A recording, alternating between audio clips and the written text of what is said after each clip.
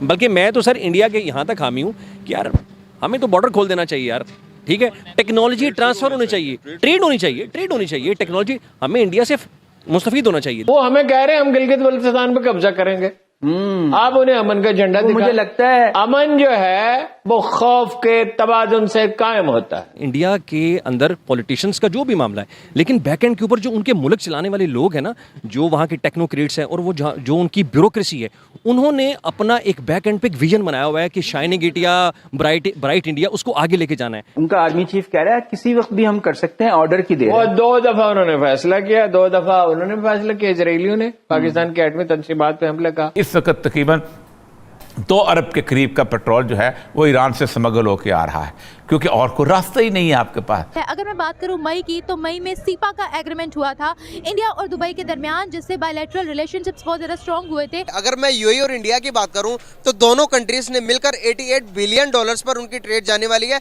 इस साल के अंदर। कि जैसे ही पाकिस्तान का वजूद खतरे में पड़ेगा ये कौम मुत्तहिद हो जाएगी और खुदा न खास्ता आप इस पे कब्जा भी कर लें। ट्रेड हो रही है रुपी और दिरहम में, ताकि डॉलर को बाय बाय बोला जाए, इंडियन रुपी को, इंडियन करेंसी को इंटरनेशनल लेवल पर इंट्रोड्यूस करवाया जाए। आप मुझे बताएं, हिंदुस्तान में पॉलिटिकल कैओस कम होता है? कभी आपने सुना वहाँ किसी फौजी ने मुदाखलत की है? क्या आपने 75 साल में सुना वहाँ पर मार्शल लॉ लगा है? उसकी वजह है कि वहाँ के पॉलिटिशियन जो हैं वो बुनियादी तौर पर जमहूरी सोच रखते हैं। इंडिया के अंदर टेक्नोलॉजी, उनका आईटी सेक्टर, उनका डॉक्टरी सेक्टर, उनका services sector, you name the sector, और इंडिया वहाँ है। तो जब आपकी इकोनॉमी स्मगलिंग पे बेस करना शुरू हो जाए तो इसका मतलब है कि आपकी इकोनॉमी क्रम्बल डाउन कर गई। आप तो तालिबान वाली सूरत हाल पे आ गए हैं ना। अब आप इमेजिन करें कि दुबई का airport is one of the biggest airport in the world, right? I can claim you this. 3-4 Pakistani जो उधर भीख मांग रहे थे। माशाल्लाह 10 कंट्री घूम के आया हूँ, मैंने उसमें डिफरेंस देखा और मैंने लाइव देखा है। वो क्या है कि पाकिस्तानी को वो ऐसे देखते हैं जैसे कोई गरीब है, और इंडियन को ऐसा रिस्पॉन्स देते हैं कि जैसे वो कोई किसी यूरोप कंट्री से आए हुए हैं।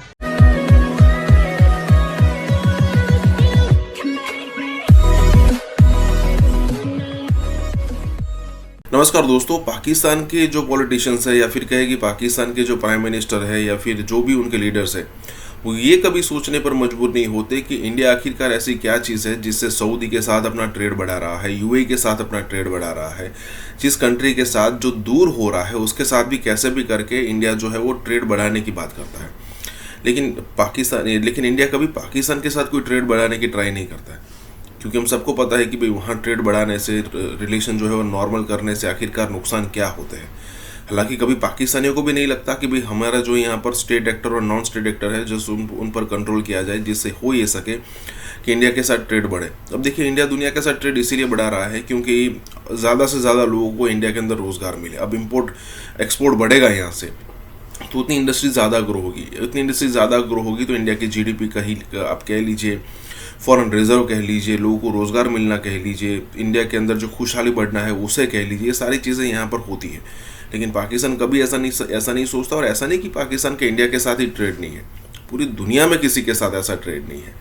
यहाँ पर यही बात हो रही है। इसी के साथ ही वीडियो शुरू करते हैं। और हाँ दोस्तों, सुपर थैंक्स के जरिए हमें मदद करना ना भूलें। इंडिया का जो गुजरात है, पूरे स्टेट में 5G 33 डिस्ट्रिक्ट्स हैं, वहाँ पे 5G लॉन्च कर दिया गया है। इलेक्शन जब करीब आते हैं तो देखने में ये आता है कि कभी कोई सर्विस लॉन्च की जाती है, कभी कोई। इंडिया की मैं बात कर रहा हूँ। अगर पाकिस्तान की बात करें तो पाकिस्तान में इल्ज़ाम ज़्यादा लगाए जाते हैं कि उस पार्टी ने ऐसे कर दिया, इस पार्टी ने ऐसे कर दिया, मतलब सर्व नहीं किया जाता। क्या कहना चाहेंगे? एक्चुअली हमारे मुल्क का ना सबसे बड़ा डायलेमा ये है, हमारे यहाँ अभी भी जो सियासत है ना वो बिल्कुल बुनियादी चीज़ों के ऊपर चल रही है।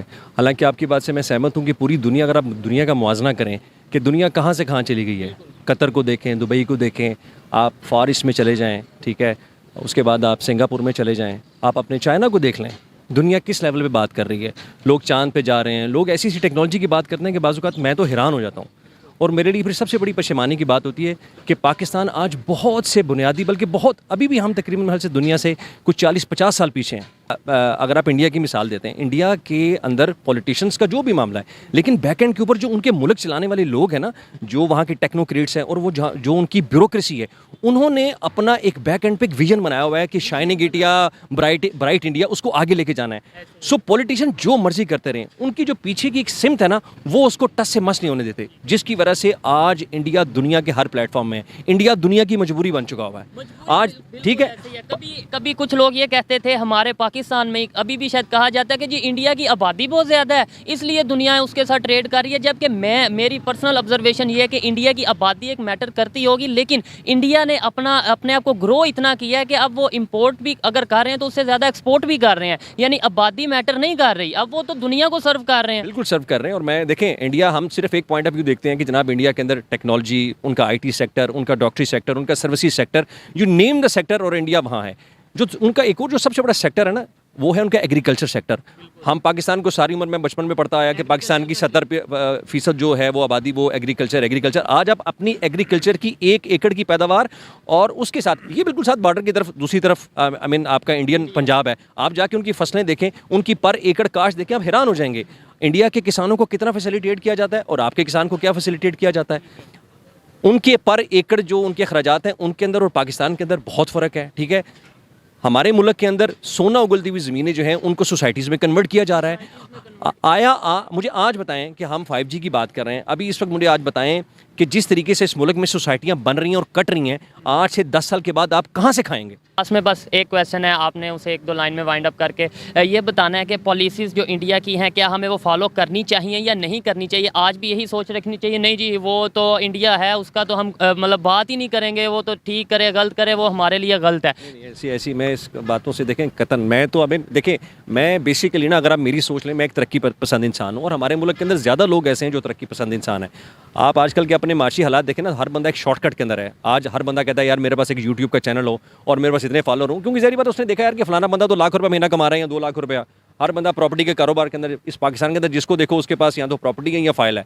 सो लोग जो हैं वो झटपट कुछ ना कुछ करना चाह रहे हैं। पॉलिसीज़ हमें इंडिया की फॉलो करनी चाहिए अगर बेहतर कुछ जो उनकी अच्छी पॉलिसीज़ हैं। यार देखें पॉलिसियाँ तो एक तरह की सारी एक जैसी होती हैं, ठीक है, आपने बस उसको अपने हिसाब से ब्रांड करना है। इसमें ऐसी कौन सी बात है? अगर फॉर एग्जांपल मैं उनकी किसी बात से मुझे एक टिप मिल जाती है कि भाई मैंने अपने मुल्क के अंदर चावल की फसल जो है वो 35 मन फी एकड़ से अगर मैंने 70 पे लेके जानी है तो उसका क्या तरीका कार है? अगर मुझे वो तरीका पता चल जाता है तो उसका बेनिफिशियरी कौन है यार? मैं ही बेनिफिशियरी हूँ ना उसको। आज अगर पाकिस्तान में अगर डैम की ज़रूरत है और चाइना हमें बता रहा है कि डैम कैसे बनाने, तो उसमें कौन सी ऐसी, बल्कि मैं तो सर इंडिया के यहाँ तक हामी हूँ कि यार हमें तो बॉर्डर खोल देना चाहिए यार। ठीक है, टेक्नोलॉजी ट्रांसफ़र होनी चाहिए, ट्रेड होनी चाहिए, टेक्नोलॉजी हमें इंडिया से मुस्तफ़ीद होना चाहिए। देखें 2 मार्केटें हैं ना, हमें इंडिया पे एक्सेस होनी चाहिए, इंडियंस को हमारे पास एक्सेस होनी चाहिए यार। ज़्यादा फ़ायदा शायद हमें होगा क्योंकि इस टाइम पे हमें ज़्यादा ज़रूरत है ट्रेड की इस टाइम हमें। लेकिन हमारे जो ऊपर लोग बैठे हुए हैं वो समझते हैं कि यार पता नहीं इंडिया क्या चीज़ है, हालांकि इंडिया यार बहुत आगे चला गया है भाई। उनके पास अगर 10 चीज़ें बेचने के लिए पाकिस्तान में हैं तो मेरी भी कुछ 6 चीज़ें उनके मुल्क में परचेज़ की जाए ना। सो टेक्नोलॉजी ट्रांसफ़र और लोगों को जो है बायलैटरल ट्रेड्स होनी चाहिए, हाँ, लेकिन ये है कि उसके एक सर्टन SOPs होने चाहिए। मैं ये नहीं कहता कि हर चीज़ ही आप ओपन कर दें, विद इन द लिमिट्स उसके एक जो है आप कुछ को पेराहे बना लें, उसका कोई तरीकाकार बना लें। लेकिन ये है कि इंडिया की अगर पॉलिसीज़ कोई एक अच्छी चीज़ वहाँ से हम पिक कर सकते हैं तो उसमें कोई बुराई वाली बात नहीं। पॉलिसी जो है ना वो हर कंट्री को अपनी बनानी चाहिए, लेकिन दूसरी कंट्री का मॉडल वो फॉलो कर सकता है। रुपी दिरहम में ट्रेड होने जा रही है सऊदी अरेबिया UAE और इंडिया के दरमियान $88 बिलियन की। क्या कहना चाहेंगे इसके बारे में? बड़ा अच्छा सवाल आपने किया है। रमज़ान की बात है, मैंने खुद 3-4 ऐसे पाकिस्तानी देखे हैं जो उधर भीख मांग रहे थे दुबई में। जी, I can claim you this. 3-4 Pakistani जो उधर भीख मांग रहे थे। अब आप किसी भी कंट्री में जाएंगे as a tourist, you don't have any rights to do any sort of business, right? आप वहाँ से लोकली बैठ के उसी मुल्क से पैसा नहीं कमा सकते as long as you don't have a business visa, correct? आप विजिट वीज़ा पर उधर जाते हैं, वहाँ पर जाके आप भीख मांगते हैं। एक पूरी गैंग जाती है 60 लोगों की और वो 14 मिलियन दिरहम्स ट्रांसफ़र करते हैं पाकिस्तान में। अब एक विजिटर 14 मिलियन दिरहम विजिट वीज़ा पर जाकर पाकिस्तान में ट्रांसफ़र कर रहा है तो ज़ाहिर फ़िशी होंगे वो। अब इन्होंने ये किया था रेमिटेंस के थ्रू ना, अंसारी एक्सचेंज वगैरह के थ्रू, तो वो जब इन्होंने ये काम किया तो उनकी पुलिस बड़ी ज़्यादा एक्टिव होगी।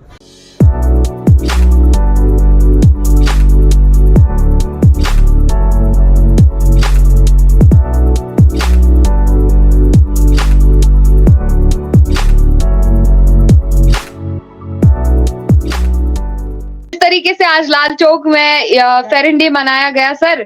सबसे पहले तो एक आदमी था, उन्होंने मोदी जी की मूर्ति को फेरन लगाया था। ये कश्मीरी है, एक कश्मीरी है और ये देखिएगा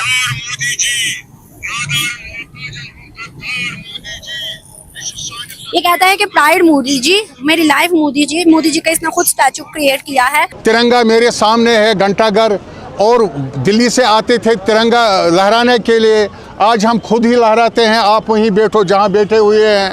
आज हम मोदी जी को भी यहां से ही फैरन पहनाएंगे, वहां जाने की भी ज़रूरत नहीं है, मगर गिफ्ट के तौर हम उसको भेज देंगे वहां दिल्ली।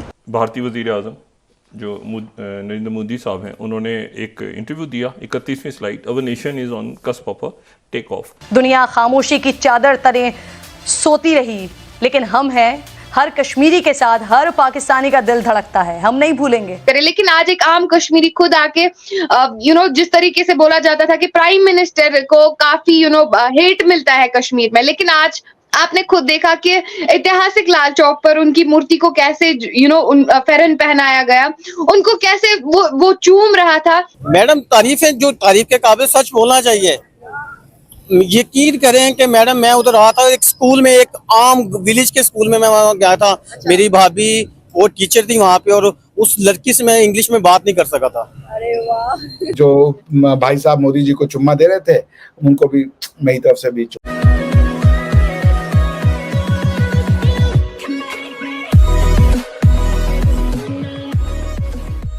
नमस्कार दोस्तों, अब यहाँ पर एक भाई साहब आपको प्रधानमंत्री मोदी का जो पुतला है उसको कपड़े पहनाकर और उसको चूमता हुआ दिखेगा। अब देखिए, ये जो इमेज है ना, वो किसी इंडिया के किसी और पार्ट से नहीं, लेकिन कश्मीर से ये जो वीडियो है वो बन कर आया है। अब देखने वाली बात यहाँ पर यह है कि वही कश्मीर है जहाँ से पत्थरबाजी की जाती थी, ये वही कश्मीर है जहाँ पर वहाँ की पॉलिटिकल पार्टी ये कहती थी कि अगर आपने किसी भी टाइप के कश्मीर के अंदर चेंजेस किए तो फिर यहाँ पर तिरंगा उठाने वाला कोई नहीं होगा। ये वही कश्मीर है जहाँ पर आतंकवाद चरम पर था। ये वही कश्मीर है जहाँ पर पाकिस्तान अपने इशारों पर कई सारी एक्टिविटी करवाता था, पत्थरबाजी कोई भी कह लीजिए। यहाँ पर सेपरेटिस्ट बसा करते थे, यहाँ पर आतंकवादी बसा करते थे, और हमारे लिए सिरदर्द था। और आज वही कश्मीर जो है वो इंडिया के लिए ताज का काम कर रहा है। नो डाउट अभी भी 2-4% या फिर कहे कि कुछ जो है नेगेटिव चीज़ें वो अभी भी है, लेकिन ज़्यादातर चीज़ें अच्छी हो गई है। यहाँ पर किसी भी चीज़ से अगर देखो, आप डेवलपमेंट की चीज़ से देखो, इंफ्रास्ट्रक्चर वाइज अगर आप देखो, वहाँ के लोगों के लिए रोज़गार की बात हो अगर उसके हिसाब से अगर आप देखो, वहाँ की जो नेगेटिव पॉलिटिक्स करने वाली पॉलिटिकल पार्टी है उसको लेकर देखो, सारी की सारी चीज़ों को लेकर यहाँ पर पॉजिटिव चीज़ें हो रही है। इसी के साथ ही वीडियो शुरू करते हैं। और हाँ दोस्तों, सुपर थैंक्स के जरिए हमें मदद करना ना भूलें। जो पाकिस्तानी प्राइम मिनिस्टर ने बोला कि कश्मीरी यूथ जो है वो पाकिस्तान के साथ है, क्या ये रियलिटी में क्यों होगा? एक मुझे रीजन बताइए कि कश्मीरी यूथ पाकिस्तान के साथ होगा, क्यों होगा? क्या पाकिस्तान हमें इलेक्ट्रिसिटी देता है? क्या पाकिस्तान हमें जॉब्स देता है? क्या पाकिस्तान हमें सिटीजनशिप देता है या पासपोर्ट है हमारे पास पाकिस्तान का? अगर हम पाकिस्तान के हो गए तो हमें दुनिया में एक ही चीज मिलेगी, और वो है बेइज्जती, जो हम नहीं चाहते। जाहिर बात है, आज इंडियन पासपोर्ट होल्डर को इतनी सारी कंट्रीज में वीजा फ्री एक्सेस है। आपको पता है, अभी भी 5-6 देशों ने अभी इसी महीने हमें वीजा फ्री एक्सेस दे दिया, Malaysia, Iran, Vietnam, Sri Lanka already. तो ये लिस्ट बढ़ती जा रही है। आप देखिए यूक्रेन में क्या हुआ, एक पाकिस्तानी बस में जो पाकिस्तानी स्टूडेंट्स जा रहे थे, उनको इंडिया का फ्लैग लगा के निकलना पड़ा, तब वो वहां से निकल सके जब यूक्रेन में फंसे थे वॉर के समय। इसका क्या मतलब है? क्या हम कश्मीरी ये सब देख नहीं सकते? क्या हमें पता नहीं है कि ये लोग इनफैक्ट इंडियन होने का दावा करते हैं फॉरेन कंट्रीज में जाके, ताकि इनको पर्क्स एंड प्रिविलेजेस मिल सके? तो हम क्यों खुद को गिराएंगे? हम क्यों खुद की बेइज्जती कराएंगे पाकिस्तान के साथ मिलके? अपने ऑडियंस को पहले ये बताना चाहूंगी कि चूंकि कश्मीर जो है भारत का क्राउन जेवल है, और आज जो है कश्मीर की मीरास, कश्मीर का कल्चर और कश्मीर का ट्रेडिशनल डे यानी कि इंटरनेशनल फेरन डे 21 दिसंबर को मनाया जाता है। तो जिस तरीके से आज लाल चौक में फेरन डे मनाया गया, सर, सबसे पहले तो एक आदमी था, उन्होंने मोदी जी की मूर्ति को फेरन लगाया था। क्या कहना चाहोगे उस पे सर? क्या उस टाइम पे क्या थॉट्स आ रहे थे आपके दिमाग में? मुझे बहुत अच्छा लगा, मुझे बहुत ही अच्छा लगा कि ये जो एक प्यार, देखो, पहली बात तो आप सभी को इंटरनेशनल फेरन डे की बहुत बहुत बधाइयाँ, और मैंने क्या कहें, ये एक हमारी कश्मीर की सभ्यता हजारों साल की है, और उसको हम अप्रिशिएट करते हैं। तो that is what it is. अब ये देखिए कि कश्मीर जो है ये सिर्फ कपड़े और इनका ही नहीं, एक जीता जागता उदाहरण है। कश्मीर को समझना बहुत कम लोगों, Kashmir science, technology, philosophy, language, culture, कपड़े, food, so Kashmir is truly the crown jewel of India, और Kashmiris are the crown most important या कह लीजिए most lovely people that India has। तो आप सभी को फिरन डे की बहुत बहुत शुभकामनाएं। आप फिरन नहीं पहन के आई हैं, वरना मैं आपको भी शुभकामनाएं देता हूँ। मैं यहाँ पहन नहीं सकता, वरना मैं अंदर ही अंदर जल जाऊंगा। सर बिल्कुल बात तो सही है। वेल पेरेंट डे एक तरह से कश्मीरियों का वहां पे बहुत अच्छी मैसेज गई, चूंकि कश्मीरियों को हमेशा से ही इंटरनेशनल प्लेटफॉर्म्स पे या फिर हम देखा जाए यूनाइटेड नेशंस में आमतौर पे कश्मीरी ही था जिसको हमेशा से बोला जाता था कि इंडिया के नीचे जुल्म तले दब रहा है। और दूसरी तरफ से अगर हम बात करें तो आज एक अच्छी मैसेज गई। सर आपको क्या लगता है, सबसे पहले हमारे दुश्मन मुल्क की बात करें, हमारे पड़ोसी मुल्क की बात करें, आए दिन वहां पे सिर्फ और सिर्फ भारत और इंडिया के टॉपिक्स छपे रहते हैं, उनकी कमाई सिर्फ और सिर्फ हमारे टॉपिक्स पे काम करके ही होती है। लेकिन आज जो ये मैसेज गई है, बहुत सारी मैसेज इस ईयर में हमें दिखाई देखने को मिली। इंडिपेंडेंस डे किस हिसाब से सेलिब्रेट किया गया, किस हिसाब से स्मार्ट सिटी बनी, किस हिसाब से इमारत की डेवलपमेंट हुई, बहुत सारी ऐसी चीजें कश्मीर में हुई। और खास तौर पे G20 की अगर हम बात करें, लेकिन आज एक आम कश्मीरी खुद आके जिस तरीके से बोला जाता था कि प्राइम मिनिस्टर को काफी हेट मिलता है कश्मीर में, लेकिन आज आपने खुद देखा कि ऐतिहासिक लाल चौक पर उनकी मूर्ति को कैसे फेरन पहनाया गया, उनको कैसे वो चूम रहा था। ये दर्शाता था कि कश्मीरियों को कितना ज्यादा प्यार है इससे। सर क्या कहना चाहेंगे, वहां पे इस टाइम पे कैसा माहौल रहा होगा? मैंने तो देखा नहीं कि कोई कश्मीर में इस तरीके का वो हो। अरे पाकिस्तान में उन्होंने इंटरनेशनल फिरन डे को बताया हो या फिरन को सेलिब्रेट करो, मुझे तो कोई ऐसी न्यूज़ नहीं मिली। अगर उनके लिए होता इम्पोर्टेंट तो वो सेलिब्रेट करते। तो बिल्कुल सही कहा तुमने कि पाकिस्तान की प्रॉब्लम है, वो इतने एंटी इंडिया हैं कि वो इंडिया के हर कल्चर से वो करते हैं। इंडिया का कोई एक कल्चर तो है नहीं, फाइका, तो तुम भी जानती हो, इंडिया के तो कई कल्चर है ना। अगर इंडिया का कल्चर फिरन है तो गोवा का जो स्पेशल यहाँ की महिलाएं साड़ी पहनती हैं वो भी है। अगर इंडिया का कल्चर समझ लो कुर्ता पैजामा है तो इंडिया का कल्चर साउथ इंडिया में पहने जाने वाली वेस्टी भी है। तो इंडिया विविधताओं का देश है और हमें इतना गर्व है कि दुनिया की कोई भी समझ आज तक इतनी विविधताओं को एक साथ लेकर नहीं चल सकी। और भारत जो है इतनी विविधताओं को कि कश्मीर से कन्याकुमारी तक भारत विविधताओं से भरा पड़ा है। तुम कश्मीर से कहवा पीना शुरू करो और कोच्चि में जाके कॉफी पियो, टेस्ट ही बदलते रहेंगे, बिल्कुल, और भाषाएं बदलती रहेंगी, कपड़े बदलते रहेंगे, लोग बदलते रहेंगे, पर सब भारतीय हैं। तो जो हमारी एकता में अनेकता है, ये हमारी खूबसूरती है। हमारे जो वेद पुराण है, हमारी जो पुरानी जिसे कह लो संस्कृति है, कि उन्होंने हर तरीके की सभ्यता को, भाषा को फलने का, फूलने का, डेवलप होने का मौका दिया। एंड कश्मीर भी उन्हीं में से एक है। कश्मीर हो गया, कश्मीर की सूफीज़म हो गया, कश्मीर के शायरियाँ हो गई, गाने हो गए, और बुमरो गाना है, मैंने तो सुना था, मैं तो ज़्यादा जानता नहीं हूँ। That is one of the beautiful song. Kashmiri actor हो गए अनुपम खेर साहब, one of the finest actor that Kashmir has given to India. आज चाइना ने भी एक ऐसा काम किया कि भाई पाकिस्तानी हैरान हो गए। आज चाइना के मीडिया ने हिंदुस्तान के इतने बोल कि भाई क्या बात है। Director of south Asian studies in China, जिनका नाम है जेंग जियाडोंग, उन्होंने बोला है, उन्होंने भारत की काफ़ी ज़्यादा तारीफ की है। उन्होंने बोला 4 सालों के अंदर मैंने 2 विजिट किए हैं भारत के, और मैं बड़ा मुतासिर हुआ, मैं बड़ा इम्प्रेस हुआ, बड़ा शॉक्ड हुआ जिस तरीके से भारत ने तरक्की कर ली है। इंडियंस को तो कोई लैंग्वेज बैरियर नजर नहीं आ रहा, वो तो $125 अरब की ट्रेड कर रहे हैं। हमें तो इतने ज्यादा अच्छे ताल्लुकात होने के बावजूद हम क्यों वो कुछ चाइना से नहीं ले पा रहे? उन्होंने बोल दिया कि Bharat is indeed a power centre. China एक बहुत बड़ा फैन बन चुका है world leader prime minister Modi का। डॉक्टर साहब, ये इंडिया नहीं हुआ करता था, लेकिन वो एक नई आइडेंटिटी के साथ चलना चाहते हैं। मुसलमान दुनिया के अंदर पेनिट्रेट करने की कोशिश कर रहा है। अगर टर्की ने S-400 मिसाइल सिस्टम रशिया से इंपोर्ट किया तो उनके ऊपर सैंक्शंस लग गए, जिन्हें कार्ड्स एक्ट कहते हैं।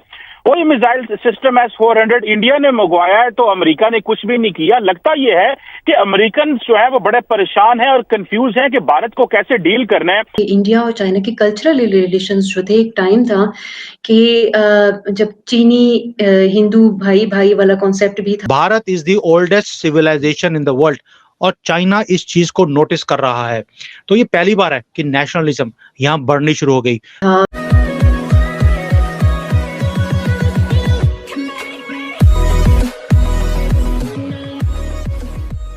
नमस्कार दोस्तों, अब यहाँ पर बात हो रही है कि भाई चाइनीज़ लोग हो या फिर कहीं चाइना का थिंक टैंक है, वो भी यहाँ पर कहने पर मजबूर हो रहा है कि भाई Modi is a real hero. अब देखिए, कई सारे लोग होंगे जिन्होंने एक्सपीरियंस किया होगा, पिछले 15-20 सालों से इंडिया में आते होंगे, तो मोदी के काल से पहले भी वो इंडिया में आते होंगे, मोदी के काल भी इंडिया में आते होंगे, और मोदी के एरा में जो ट्रांसफॉर्मेशन हो रहा है इंडिया के अंदर, उसको भी उन्होंने देखा होगा।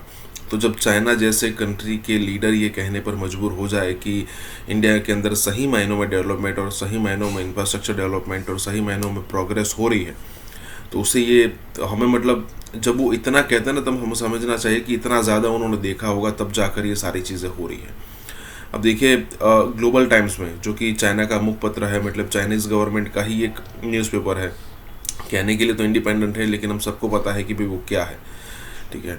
तो अब वो जब इस टाइप की उस टाइप के आर्टिकल्स लिखता है, तब हमें ये समझने के लिए कोई मतलब इतनी ज़्यादा एफर्ट्स नहीं लगाने पड़ेंगे कि भाई इंडिया सही मायनों में कितना ग्रो कर रहा है, और यही चर्चा पाकिस्तानी मीडिया में हो रही है। इसी के साथ ही वीडियो शुरू करते हैं। और हाँ दोस्तों, सुपर थैंक्स के जरिए हमें मदद करना ना भूलें। Director of south Asian studies in China, जिनका नाम है ज़ेंग जियाडोंग, उन्होंने बोला है, उन्होंने भारत की काफ़ी ज़्यादा तारीफ की। उन्होंने बोला 4 सालों के अंदर मैंने 2 विजिट किए भारत के, और मैं बड़ा मुतासिर हुआ, मैं बड़ा इम्प्रेस हूँ, बड़ा शॉक्ड हुआ हूँ जिस तरीके से भारत ने तरक्की कर ली है। न्यू दिल्ली में जिस तरह की डेवलपमेंट हो गई है, हैरान हो गए हैं वो देखकर, और कहते हैं कि प्राइम मिनिस्टर मोदी ने जब से हुकूमत संभाली है, तब से लेकर अब तक जो भारत का ख्वाब था आगे बढ़ने का, वो पूरा मुकम्मल हो चुका है। उनके ड्रीम्स जो हैं वो सच्चाई में बदल रहे हैं, और बहुत ही ज़्यादा डेवलपमेंट कर दी है कि यकीन नहीं आ रहा प्राइम मिनिस्टर मोदी के दौर में इतनी डेवलपमेंट हो गई है। तो चाइना एक बहुत बड़ा फैन बन चुका है world leader prime minister Modi का। आए बढ़ते पाकिस्तानी अवाम की जानिब, उनसे इस बारे में उनके रिव्यूज़ लेते हैं कि अब तो चाइना भी भारत की तारीफ करे ऑफिशियल लेवल पर। चले बढ़ते पाकिस्तानी अवाम की जानिब, उनसे उनके रिव्यूज़ लेते हैं। मिलते हैं वीडियो के एंड में। टू बी ऑनेस्ट, तो मुसलमान हूँ अल्हम्दुलिल्लाह, लेकिन बात करनी नहीं चाहिए। नरेंद्र मोदी का हर वो बंदा फ़ैन है जो कि एक ऐसी ऊंचाई पे जाना चाहता है जहाँ पे हमेशा सच्चाई और एक आम आदमी की आवाज़ सुनी जाए। मेरा नहीं ख्याल कि ठीक है, हर मुल्क में छोटे मोटे मामलात होते ज़रूर हैं, लेकिन जो बहुत बड़े इश्यूज़ हैं, आप देख लें सॉफ्टवेयर की मार्केट में इंडिया हमारे से 100 टाइम्स आगे है, ठीक है। वो चांद पे चला गया है। आप कॉन्सेप्ट भी, आप सोच भी, इमेजिन भी नहीं कर सकते कि आप चांद पे जाएंगे, आप इमेजिन ही नहीं कर सकते, सीधी सी बात है। तो वो आप उसको मैच नहीं कर सकते, सीधी सी बात है, बहुत मुश्किल है। दूसरे नंबर वाली सुपर पावर खुद कह रही है कि prime minister Modi is the world leader. UAE ने अपनी आर्मी इंडिया की आर्मी के साथ भेज के पाकिस्तान के बॉर्डर के ऊपर एक्सरसाइज करवाई है। आप ये देखिए कितनी बड़ी बात कर रहा है ना, ये वो टोंट कर रहा है, यूएई हमें टोंट कर रहा है। तो जाहिर सारी बात है, आपके कॉमन सेंस नहीं है, आपको वो टोंट कर रहा है। आपके हमसाए मुल्क में आ रहा है, वो आपकी तरफ नहीं आ रहा, वो नहीं आ रहा, टोंट कर रहा है आपको, क्वेश्चन मार्क। ये तो आप खुद दिमाग से काम लेना, वो आपको टोंट कर रहा है, आपके बॉर्डर पे अपनी आर्मी की एक्सरसाइज करवा रहा है, आपकी साथ वाली कंट्री में आ रहा है। वो दुबई का गुजरात समिट जो कि छोटी सी स्टेट में है, बिल्कुल कितनी छोटी सी स्टेट है, दुनिया हैरान है कि कैसे बुला लिया इन्होंने। कितना ये नहीं खर्चा होगा, सिक्योरिटी बहुत ज़्यादा होगी, मोदी की खुद की सिक्योरिटी बहुत ज़्यादा है। उसकी मर्सिडीज कार आप देख लें, यूट्यूब पे जाके सर्च करें, वो इतनी एक्सपेंसिव है, यानी उसकी खुद की सिक्योरिटी इतनी ज़्यादा है। और जब दूसरी कंट्री का प्रेसिडेंट आएगा तो तब सिक्योरिटी कहाँ पे जाएगी, कितने लेवल पे जाएगी, और एक छोटी सारी जगह पे।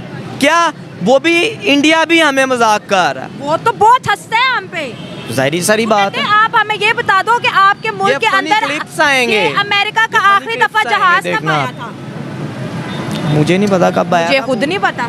तो प्रेसिडेंट को पता हो या इमरान खान को पता हो या हमारे वो जो गंजे साहब हैं, क्या नाम है उनका, दिमाग से नाम ही निकल गया अब तो इतना, नवाज शरीफ, शहबाज शरीफ, इमरान खान भी है, सारे ही हैं, इमरान खान भी है। अवाम के लिए कौन कुछ करता है? $1 बिलियन का हमने दोस्तों IMF से कर्जा लिया और आज अवाम पे इतना ज्यादा बर्डन है टैक्सेस का। पेट्रोल देख ले, आटा देख ले, चीनी देख ले, हर चीज आउट ऑफ कंट्रोल है। लेकिन वहाँ पर गुजरात के अंदर $86 बिलियन की इन्वेस्टमेंट आ गई है। मिडिल क्लास के बजट से ये चीजें बाहर हैं। बिल्कुल। मैंने पाकिस्तान से बाहर जब देखा अरब में, खुदा जानते हैं बंगाली की इज़्ज़त है, इंडिया की इज़्ज़त है, पाकिस्तानी की इज़्ज़त नहीं है। बोले क्या कहते हैं और ऐसा एक लफ्ज़ इख्तियार करते हैं, मैं आपको क्या कहूँ। क्या कहते हैं वैसे? दुख कहता है कुल्लू पाकिस्तानी कुल्लू हरामी। अब मैं क्या कहूँ उनको, दिल सड़ता है, दुखता है। हालांकि पाकिस्तान एक मुसलमान मुल्क है, पूरी दुनिया पर छाने वाला मुल्क है। अगर ये ईमानदार हो जाए, ये पूरी दुनिया को फतह कर सकता है। मगर क्या है, अल्लाह इनको हिदायत अता फरमाए। कैसे देखते हैं कि कौन कौन से मुल्कों में अरब में होके आए हैं? मैं सऊदीया से होके आया हूँ अल्हम्दुलिल्लाह, मैं दुबई से होके आया हूँ, मैं अबू धाबी से होके आया हूँ, मैं पजीरा आलान और मस्कत से होके आया हूँ। मिडिल ईस्ट सारा घूमे? बस थोड़ा बहुत जितना। यार मिडिल ईस्ट सारा घूमने के बाद कमाल ये आपने जायजा निकाला कि वो पाकिस्तान को खबीस कहते हैं, हरामी कहते हैं। यार ये अल्फाज भी नहीं बोलने चाहिए। तो क्या ऐसी वजूहात बनी कि आन पड़ी कि इंडिया की इतनी बड़ी आबादी, अरबों की आबादी, वहाँ पर जाके 1 अरब 40 करोड़ की आबादी वहाँ पर जाकर अपनी इज्जत करवा रही है। 22 करोड़ टोटली मुल्क के अंदर आबादी है पाकिस्तान की, और यहाँ पर बेइज्जत हो रही है। उनकी वजह यही है कि वो जो काम करते हैं वो दिल से करते हैं और ईमानदारी और नियादानी से करते हैं। अगर वो चीज़ आप अगर उसको एक डिप्टी देते हैं कि यार ये काम आपने पूरा करना है ना, तो वो लोग उन काम को उस जगह तामील तक पहुंचा देते हैं बड़े तरीके से और नीयत से। हमारे लोगों को अगर हुक्मरानी दी जाए तो ये तो वो खाली पुलाव पकाते हैं कि कमाल के मुझे पूरी दुनिया मिल गई, मगर उसमें वो डूब जाते हैं क्योंकि इंसान की दारो मदार नीयतों पर है। तो इसलिए हम नाकाम हैं। हमें हर काम को मोहब्बत और चाहत से करनी चाहिए। अल्लाह की मदद साथ होगी तो नीयत से काम करेंगे तो ख़ुद उसकी मदद आएगी अल्लाह की, तो हम कामयाब हो जाएंगे। वरना वो भी मुसलमान कंट्री है, पूरी दुनिया उसकी मोहताज है। यूएई के सदर जो हैं वो आज अचानक इंडिया पहुंच गए। अभी जब बात करें तो वो इंडिया में है, यानी शेख मोहम्मद बिन ज़ायद, और उनकी जो है वहाँ पे प्राइम मिनिस्टर मोदी से मुलाकात हो रही है।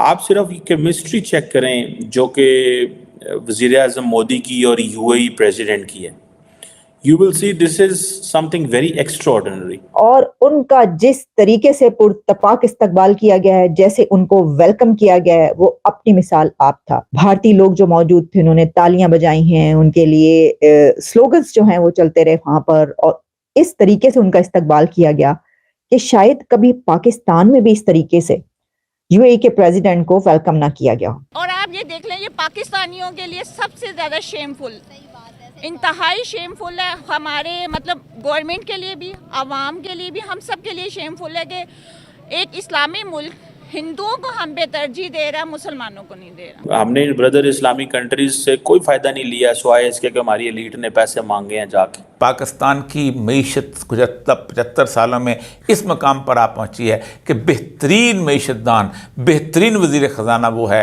कि जो भीख मांग के लाए।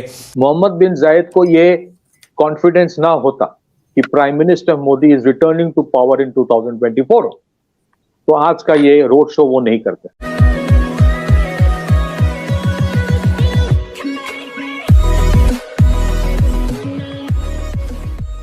नमस्कार दोस्तों, अब कमर चीमा कई बार एक चीज़ कहते रहते हैं कि भाई जो यूएई या फिर कहे कि सऊदी अरेबिया की जितनी वैल्यूएशन इंडिया को है हमें भी उतनी करनी चाहिए।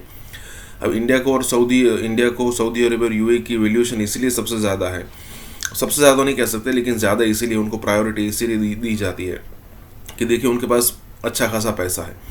अगर वो चाहे तो इंडिया में अच्छा खासा इन्वेस्टमेंट करके हमारे यहाँ जो बेरोज़गारी है उसमें कई सारे मात्रा में यहाँ पर कमी ला सकते हैं।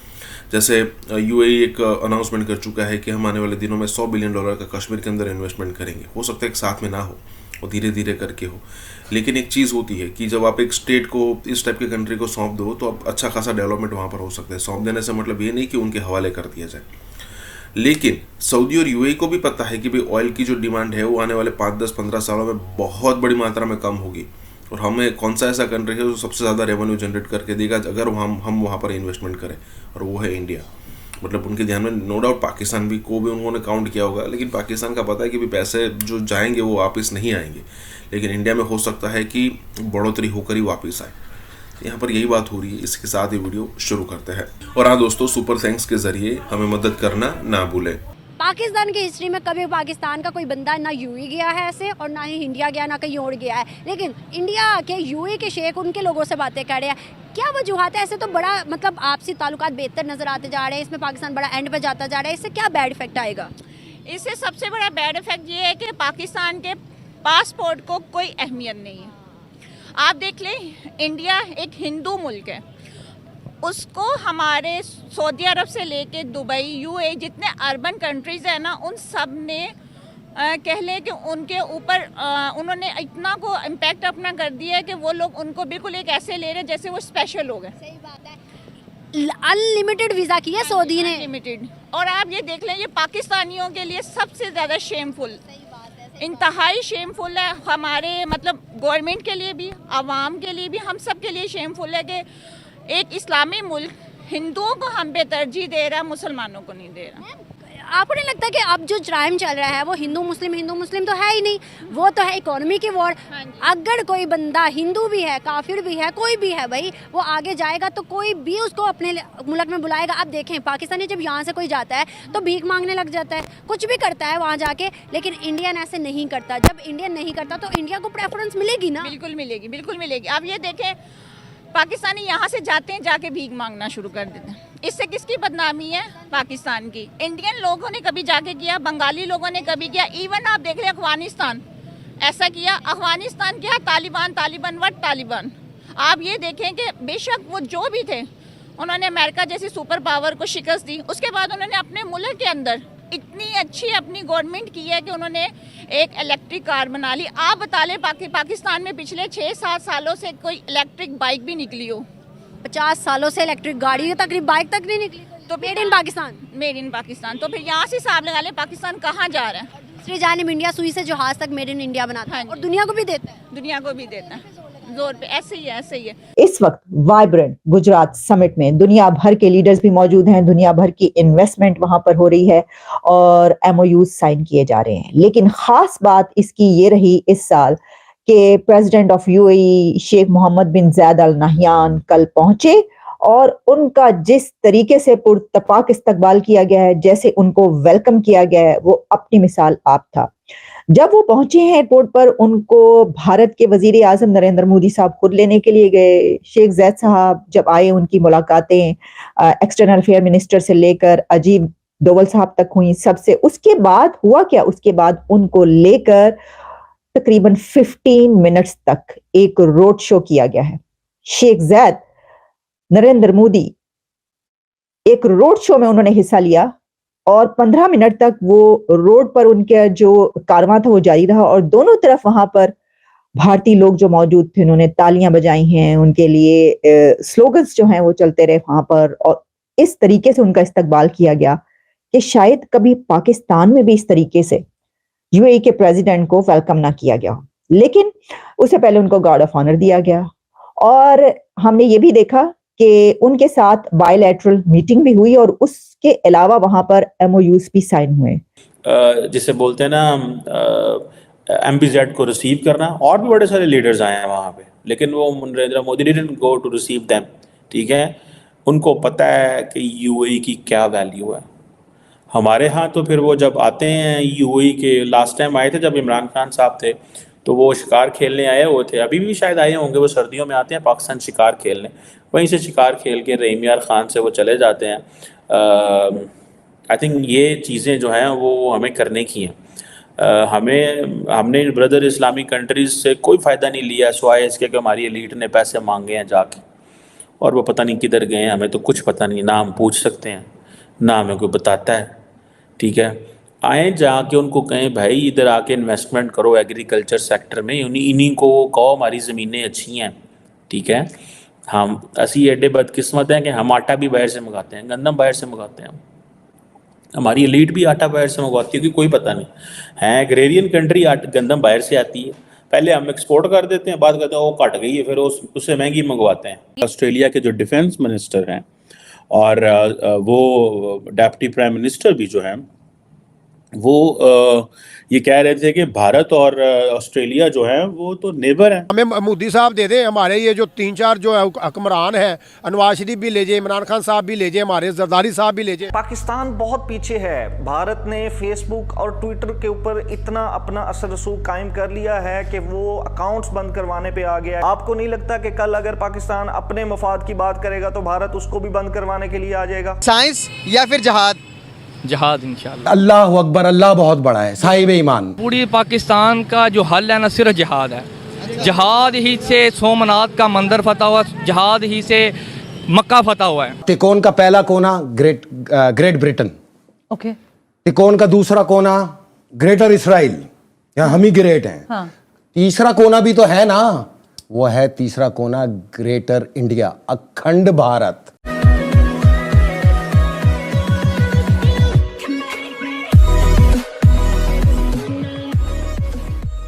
नमस्कार दोस्तों, पाकिस्तानी जो लोग हैं अब ये आम हो चुका है कि भाई वो कहते हैं कि भाई हमारा इमरान खान ले जाइए, हमारा नवाज शरीफ ले जाइए, हमारा शहबाज शरीफ ले जाइए, हमारा जरदारी ले जाइए, लेकिन सिर्फ एक मोदी दे दीजिए। मतलब ये चीज़ ऐसे प्रैक्टिकल नहीं होती, लेकिन जब उनको इम्पोर्टेंस पता चलती है मोदी की तब ये सारी चीज़ें वो कहने के लिए मजबूर होते हैं। अब देखिए कई सारे एग्जांपल्स हैं जिससे हम ये पता कर सकते हैं कि भाई, या फिर हमें पता लगता है कि भाई इंडिया कितनी तेज़ी से आगे बढ़ रहा है। ठीक है, अब देखिए पाकिस्तानियों को हमेशा ये डर रहता है कि भाई चाहे वो फेसबुक हो, चाहे इंस्टाग्राम हो, चाहे ट्विटर हो, उनके अगर उन्होंने इंडिया के खिलाफ कुछ बोला तो उनके अकाउंट्स कभी भी बंद हो सकते हैं। मतलब इंडिया के अंदर उनके अच्छे खासे हेडक्वार्टर्स हैं, और अगर मान लीजिए उनको अगर ऐसा लगता है, मतलब इंडिया को ऐसा लगता है कि ये जो भाई साहब है ना वो इंडिया को नुकसान पहुंचाने की ट्राई करते हैं अपने सोशल मीडिया के माध्यम से, तो इंडिया सिर्फ एक मतलब जो भी होता है, जो प्रोसीजर करता है, और वो अकाउंट इंडिया के अंदर विजिबल होना बंद हो जाता है, या फिर कई बार तो उस अकाउंट को ही बंद करवा दिया जाता है। और पाकिस्तान में तो कई सारे एग्जांपल्स ऐसे हो चुके हैं। ठीक है, जैसे जैद हामिद है, वो लाल टोपी, उसका अकाउंट इंडिया के अंदर बैन है। तो यहाँ पर यही बात हो रही है कि भाई इंडिया कैसे पावरफुल हो रहा है। इसी के साथ ही वीडियो शुरू करते हैं। और हाँ दोस्तों, सुपर थैंक्स के जरिए हमें मदद करना ना भूलें। ऑस्ट्रेलिया के डिप्टी मिनिस्टर आए इंडिया, और इंडिया में वो यूपीआई सिस्टम, उन्होंने कुछ खाया, चीजें खाई, और उसके बाद यूपीआई सिस्टम देखने के बाद वो हैरान हो गए और पूछने लगे कि ये क्या है। और साथ उन्होंने कहा कि ये यूपीआई सिस्टम है सर, इसको ऑनलाइन ट्रांजैक्शन करते, इस तरह उनको समझा रहे थे। फिर वो मतलब चीजें खाते हुए उन्होंने बड़ी तारीफ की, उन्होंने कहा फैबुलस प्लेस है इंडिया, इंडिया ऐसे है, इंडिया ऐसे है। फिर उन्होंने क्रिकेट खेला, बड़ी चीजें, वो ऐसे थे जैसे पता नहीं किस मतलब जन्नत में आ गए हुए हैं, और बस उन्हें मजे लेने हैं, मजे लेने और मजे लेने। उनके जो vice prime minister, deputy prime minister, वो भारत का दौरा कर रहे थे और वो दोबारा ऑस्ट्रेलिया जाना नहीं चाह रहे थे। तो चलो भाई, अभी कोई आया है तो अतिथि देवो भव, तो भारत का एक कर्तव्य होता है और भारत का एक संस्कृति है, संस्कार है कि कोई अगर जाना नहीं चाह रहा है तो चलिए मैं आपको घुमा के लेकर आता हूँ। और वो घुमा कर लेकर आने में उनको नींबू पानी पीना था, तो नींबू पानी का 12 रुपए उन्होंने यूपीआई से पेमेंट किया, जस्ट 12 रुपीज। और उसके बाद फिर गोलगप्पे उन्होंने वहां पर खाए हैं, तो सबके खाने के बाद जो 60-70 रुपए लगे वो भी उन्होंने यूपीआई से पेमेंट किया। और ऑस्ट्रेलिया के जो डिप्टी प्राइम मिनिस्टर थे, उनके साथ जो उनका आईएएस ऑफिसर या उनका जो डिप्लोमेट था, वो बार बार चेक कर रहा था और वो बार बार पूछ रहा था कि आपको पैसा मिल गया, वो नींबू पानी वाली को। वो कह रहा हाँ सर, मुझे मिल गया। I have received.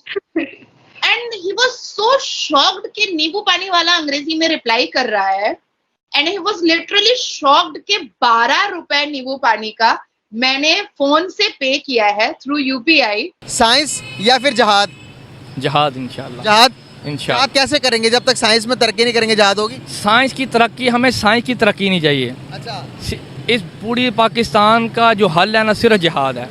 जहाद ही से सोमनाथ का मंदिर फतह हुआ, जहाद ही से मक्का फतह हुआ है। जहां मक्का फतह हो सकता है, पाकिस्तान का निज़ाम नहीं ठीक हो सकता। कैसे देखते हैं किसी का हमारे इस्लाम में ये लिखा हुआ है कि किसी के मजहब को बुरा कहो या किसी के इबादत गाह में चढ़ दौड़ो? नहीं, देखें, अगर चर्च तोड़ने की बात है ना, नहीं, आपने सोमनाथ के मंदिर की बात की, मैं उसकी बात कर रहा हूँ। सोमनाथ का मंदिर देखे, जब मक्के में भी कितने बूथ थे, 363 बूथ थे ना, किसने तोड़े, क्यों तोड़े गए? मक्के में तोड़े गए ना, तो सोमनाथ का मंदिर किधर आए? मक्का एक स्पेसिफिक जगह थी जहाँ पर हज़रत इब्राहीम अलैहिस्सलाम ने हमारे लिए अल्लाह ताला के चलो जो भी अहकामात थे उसके मुताबिक उस जगह के अंदर क्या थे, बुत पड़े हुए थे। तो आप सल्लल्लाहु अलैहि वसल्लम ने कहा कि भाई ये हमारी जगह है, यहाँ पर इसको बुतों को हटाकर साफ किया जाए। तो अब पाकिस्तान के पाकिस्तान किसकी जगह है? किसकी जगह? पाकिस्तान हमारी जगह और किसकी है? मुसलमानों की जगह है ना। गैर मुस्लिम का क्या मकसद है यहाँ पे रहने का? अच्छा, गैर मुस्लिम को पाकिस्तान में रहने ही नहीं देंगे? नहीं रहने देंगे इंशाल्लाह। सब मुसलमान होंगे, रहने नहीं देंगे, उनको मुसलमान करेंगे इंशाल्लाह। अगर वो मुसलमान नहीं होंगे फिर? नहीं, अल्लाह के फजल करम से मुसलमान होंगे। जिस तरह हमारी तहरीक काम कर रही है ना, क्लियर था। आप देखें हमारे जो सोशल मीडिया पे इंटरव्यू हुए हैं, क्रिश्चियन बिलादरी जो है उनका, वहाँ पे वो उर्स पे आए हुए हैं, वो कह रहे हैं कि हमें तहरीक लब्बैक से कोई मसला नहीं है, अगर ये इक़्तिदार में आते हैं तो ये हमारे जो हैं वो तहफ़्फ़ुज़ का एक काम करेंगे। वो भी हमारी तहरीक के उनको टिकट भी दिए गए हैं महीने के हमारी तहरीक की तरफ से। अगर जो आप चर्च की बात कर रहे हैं ना, तो आप देखें कि फ़लस्तीन में कितनी मस्जिदें जो हैं शहीद हो गए हैं, उनकी आप कोई बात नहीं कर रहे।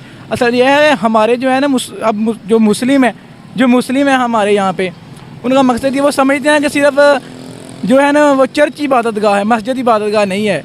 वहाँ फ़लस्तीन में कितने मुसलमान शहीद हो रहे हैं। हमारे पाकिस्तान मुल्क में मंदिरों के लिए अरबों फंड पड़े हैं, मस्जिद के लिए बिल तक मुआफ़ नहीं है। ये हम मुसलमान हैं, हम खुद को मुसलमान आशिक़ रसूल कहते हैं। बस फ़लस्तीन में कब से जुल्म स्तम हो रहा है, आज तक किसी ने आवाज़ उठाई है? आपने पहले एक बात की थी कि पाकिस्तान के अंदर मतलब कि माइनॉरिटीज़ को नहीं रहना चाहिए, वो मुसलमान होकर रहेंगे। क्या हिंदुस्तान के अंदर मुसलमानों को रहने की इजाज़त देनी चाहिए? नहीं, वो हिंदुस्तान और पहला पाकिस्तान पहले नहीं था ना, हिंदू उधर मुसलमान भी रहते थे ना। चलो जहाद हुआ, जैसे भी हुआ, पाकिस्तान एक अलहदा होगा, आधे मुसलमान वहीं पे है। पहले तो एक ही थे ना? पहले तो एक ही थे।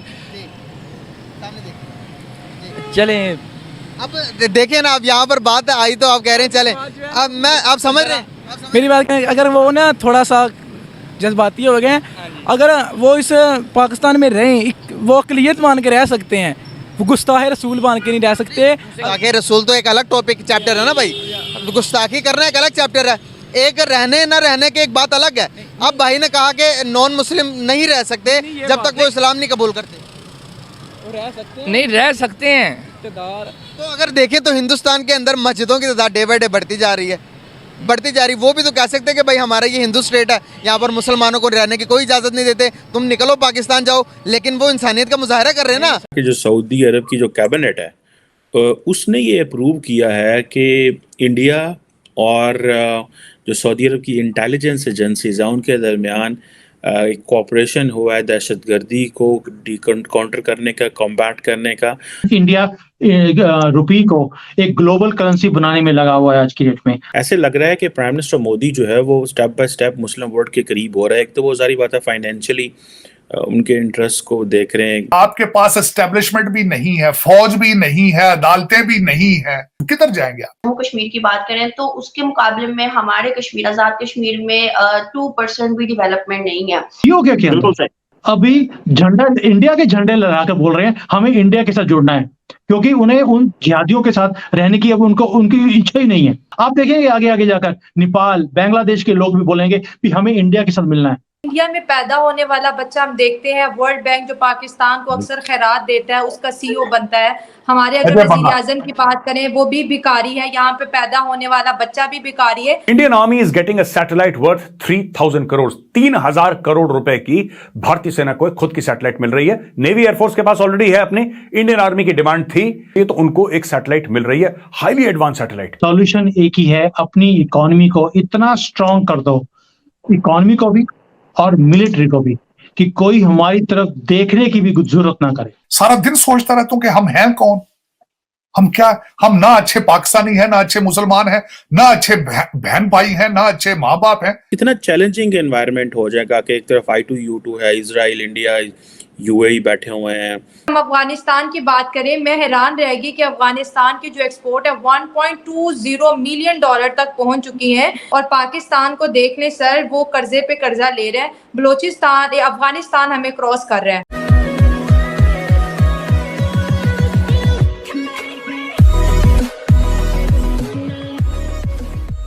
नमस्कार दोस्तों, अब इंडिया क्यों ग्लोबल करेंसी अपनी ना बनाए या फिर कहे कि अपनी करेंसी को ग्लोबल लेवल पर क्यों ना ले जाए, जब इंडिया 5th लार्जेस्ट इकोनॉमी है। 1-2 साल में 3rd लार्जेस्ट इकोनॉमी इंडिया हो जाएगा। उसके अलावा अगर आप सिचुएशन देखो तो इंडिया सारी की सारी सिचुएशन मोस्ट प्रोबेबली इंडिया के फेवर में हो रही है। आप यूएई और सऊदी जैसे कंट्री को देखो तो उनकी जो भी एक स्ट्रेटेजी बन रही है दुनिया को लेकर, ना ही सिर्फ साउथ एशिया को लेकर, उसमें भी इंडिया शामिल है। चाहे यूके हो, चाहे फ्रांस हो, अमेरिका हो, रशिया हो, ऑस्ट्रेलिया हो, कनाडा हो, सारे के सारे कंट्रीज़ यहाँ पर इंडिया को ध्यान में रखे बगैर कुछ नहीं कर सकते।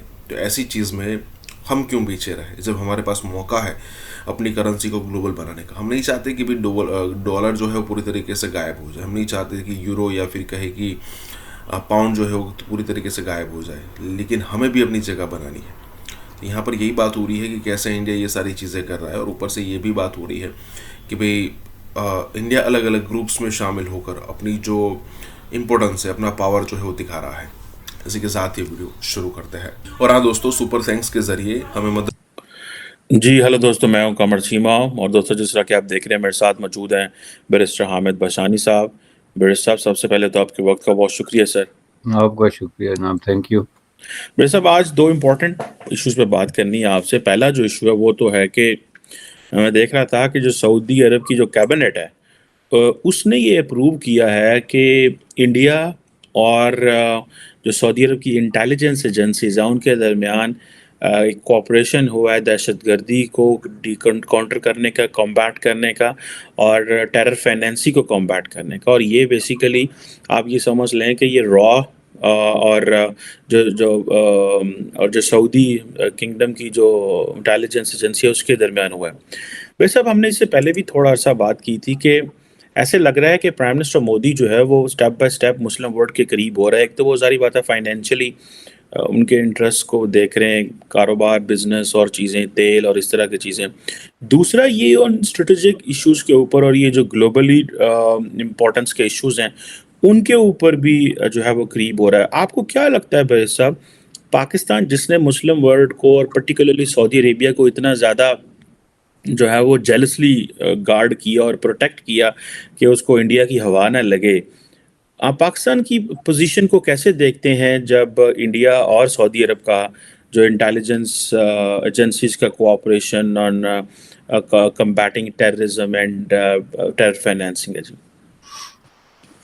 देखें जी, ये बहुत बड़ा एक डिसीजन है जो डायरेक्टली टच करता है पाकिस्तान की कोर पॉलिसी को, स्पेसिफिकली जो कश्मीर इशू को लेके। तो इंडिया और पाकिस्तान के दरमियान जो एक्सचेंज भी हो रहा है गुज़श्ता 20-30 सालों से बिलखुसूस, इसका ताल्लुक बिलाखिर जाके तो जुड़ता तो बहरहाल जो है वो दहशतगर्दी के साथ ही है। तो उस हवाले से अगर एक कोऑपरेशन जो है वो होता है सऊदी इंटेलिजेंस एजेंसीज और इंडियन इंटेलिजेंस एजेंसीज के दरमियान, तो इसको कम्बैट करने के लिए, तो उसमें जो नंबर 1 सवाल उभर के आएगा वो कश्मीर में आएगा। क्योंकि इंडिया को इस वक्त जो है अगर किसी थोड़ी बहुत किसी तरीके से किसी मिलिटेंसी या दहशतगर्दी का कोई खदशा है या सामना है, पहली बात है सामना तो अब नहीं, खदशा कह सकते हैं आप, जो इक्का दुक्का वाक़यात हो रहे हैं, तो उसमें ज़ाहिर है वो कश्मीर के अंदर ही है, बाकी तो कहीं उस तरह की उस सतह पे नहीं है। तो ये जो उस एक बहुत बड़ा आप यूँ समझ लें कि छलांग है जो सऊदी अरब का इंडिया के साथ एक तरह का एक सिक्योरिटी अरेंजमेंट के हवाले से, जिसको आप सलामती के मामलात कहते हैं। चूँकि इसमें जाके तो पाकिस्तान के अंदर अगर कोई थोड़ा बहुत भी कोई उनका कोई ऐसी चीज़ रह गई थी जिसकी वजह से वो सऊदी अरब के साथ जुड़ते थे, तो वो भी ख़त्म हो गई, चूँकि उन्होंने एक तरह का अपने आप को डिक्लेयर कर दिया। चूँकि डिक्लेयर करने का मतलब ये है कि जब आप इंटेलिजेंस की सतह पे आप इंफॉर्मेशन एक्सचेंज करते हैं या आप कलेक्टिव उसको कम्बैट कलेक्टिवली करने का ऐलान करते हैं, तो इसका मतलब ये है कि एक ख़ास एजेंडे पे आपका एक ख़ास मौक़िफ़ है और जाहिर है कि आप दोनों देखते हैं कि इंडिया को अगर दहशतगर्दी का सामना है या सऊदी अरबिया को दहशतगर्दी का सामना है तो दोनों एजेंसीज जो है उसका साथ देंगे। इंडिया की भी बात की तो एक सवाल ये पैदा होता है कि इंडिया में पैदा होने वाला बच्चा हम देखते हैं वर्ल्ड बैंक जो पाकिस्तान को अक्सर खैरात देता है उसका CEO बनता है। हमारे अगर वज़ीर आज़म की बात करें वो भी भिखारी है, यहाँ पे पैदा होने वाला बच्चा भी भिखारी है। तो उस देश में पैदा होने वाले बच्चे और इस देश में पैदा होने वाले बच्चों की इज्जत यहाँ पर तो मैं कहती हूँ हम क्या मुंह लेके जाएंगे। जो वीजेज लगते हैं वहां पर पाकिस्तानियों के लिए और कानून है, दूसरे मुल्कों के लिए और कानून है। हमारे लिए इस मुल्क में पैदा होना क्या हमारे लिए कोई मुश्किल की बात है? क्या फ्यूचर है हमारा? मुझे तो इस चीज की समझ नहीं आई। मैं सारी बता देता हूँ। उसमें ये जो आपने मुझे क्वेश्चन किया ये मेरा बड़ा फेवरेट क्वेश्चन है। उसकी वजह ये है कि मैं भारत एक तो जाता भी बहुत हूँ, मैं तकरीबन हर दूसरे तीसरे साल जाता हूँ। मेरा बिजनेस पार्टनर है वो भी भारतीय और मेरा बड़ी एसोसिएशन है भारत के साथ में, और 24 घंटे मेरा समझ लें कि मेरा इस पे नजर होती है कि भारत में क्या हो रहा है, हम कहाँ जा रहे हैं। और मैंने कई जगह प्रोग्रामों पे कहा है कि मैं हाथ जोड़ता हूं हर पाकिस्तानी बच्चे को, खुदारा भारतीय चैनलों पे भारत की खबरें सुना करो, शायद तुम्हारा जमीर जाग जाए कि वो किस तरह तरक्की कर रहे हैं। बहुत जरूरी है। वो फिल्मा नाल नहीं रहा, बॉलीवुड दियां नाल नहीं है तुम्हारी तरक्की होनी, वहां पे खबरें उनकी पढ़ो। मैं बताना चाहता हूं कि उसकी तरक्की का सीक्रेट क्या है। मैं आज ये हिस्ट्री थोड़ी सी बताना चाहूंगा। कई लोग जज्बाती होकर इस चीज पे उसको नेगेटिव भी ले जाते हैं, मैं इसको नेगेटिव सेंस में नहीं कह रहा हूं। मैं जब पंजाब यूनिवर्सिटी में पढ़ता था, ये बात है 1984 की। 84 में 80s में आप कर लें, 1980 के लगभग पाकिस्तानी रुपए 1 रुपए के भारतीय 2 रुपए होते थे। इस पे नरसिम्हा राव, मनमोहन सिंह, मोरारजी देसाई और इस तरह के लोग आए जिन्होंने भारत को खोला, उनकी ट्रेड को खोला। सबसे बड़ा ट्रेड, सबसे बड़ा सीक्रेट भारत की तरक्की का उनकी एजुकेशनल इंस्टीट्यूशंस, उनका क्वालिटी ऑफ एजुकेशन जी सबसे बड़ा सीक्रेट। आज भी जो इंस्टीट्यूट ऑफ टेक्नोलॉजी है, institute of technology in Bharat के अंदर जो है, इंडियन इंस्टीट्यूट ऑफ, उसकी टक्कर कहते हैं यहाँ पे MIT, Massachusetts institute of technology, यहां एडमिशन मिल जाता है, वहां एडमिशन नहीं मिलता। ताइवान में हमारे 3 एक्स जो आर्मी चीफ हैं, आर्मी के लोग हैं, वो वहाँ बैठे हुए हैं। वहाँ पर कोई कॉन्फ्रेंस चल रही है। आप सोच के देखिए, ताइवान के अंदर हमारे आर्मी के लोग, ताइवान के भी मिलिट्री प्लान यही है कि चाइना को ठोको। ताइवान के मिलिट्री प्लान यही हैं कि चाइना को ठोको। कैसे ठोको? गुरिल्ला वॉरफेयर में पड़ जाएगा ताइवान, यहां से मारो, जैसे यूक्रेनियंस कर रहे हैं रशिया के साथ। एक पाकिस्तानी जो है उसका ऐसा जज्बा है कि वो 1000 हिंदुस्तानी से एक पाकिस्तानी अकेला टकरा सकता है। मैं तो पहले बोला था मैं 14 के बजाय 15 अगस्त मनाऊंगी, क्योंकि मुझे अफसोस है इस 14 अगस्त पे हम इस देश में क्यों हैं जिसने आज तक हमारे लिए कुछ किया नहीं। मैंने अपनी ग्रेजुएशन कंप्लीट किया, मैं क्या करूँ, यहाँ पे कोई जॉब ही नहीं है। हमने ऐसी जगह पे लात मारी है जहां पर दर्द इतना हो कि आवाज भी ना निकाले अगला। इसको बोलते हैं पावर, और ये मोदी जी करते हैं। ये आप इमेजिन करें कि चाइना के साथ हालात ऑलरेडी खराब हैं, वॉर गेम्स जो हैं वो शुरू हैं। तो आपने बोला एक पाकिस्तानी 1000 हिंदुस्तानियों के बराबर है या इससे ज्यादा है। 4 जंगें हुई हैं जिसके अंदर कितनी हम जीते कितनी हारे आपको पता है। चाइना ने अपने जो सेंट्रल बैंक है उससे एक बहुत बड़ी इन्वेस्टमेंट फंड खड़ा किया है, जहां पर वो अपनी चाइनीज कंपनीज को बोल रहे हैं कि भारत एक गोल्डन एरा की तरफ जा रहा है। यार इंडिया को बहुत कुछ मिलने वाला है in terms of the military hardware. Pakistan तो जो है ना, ये तो ऐसे लगेगा कि ये मुझे कहीं शक है कि ये अफ्रीका की आर्मी ना लगनी शुरू हो जाए, because the level of the military technology the Indians will get. India fund China बना रहा है अपने लोगों को बोलने के लिए, आप भारत में जाकर इन्वेस्टमेंट करिए। दोस्तों, जिस दिन दुश्मन कंट्री ऐसे स्टेप्स ले, उसका मतलब है आपका भविष्य सिक्योर है।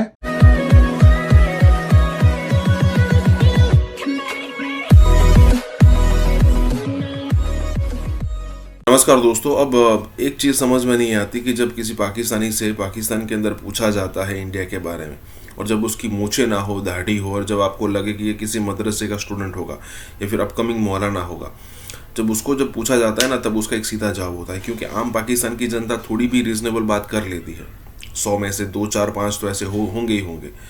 लेकिन अगर आप बात करो किसी अपकमिंग मौलाना की या फिर कहे कि मदरसे के स्टूडेंट की, तो वो सीधा यही कहेगा कि भाई पाकिस्तान के पास जज्बा है, पाकिस्तान के पास सिचुएशन इतनी स्ट्रांग है कि एक पाकिस्तानी 100 हिंदुस्तानियों के बराबर होगा। मतलब क्यों? क्योंकि बस वो एक ऐसा कोई लॉजिक नहीं है, बस वो मुसलमान है।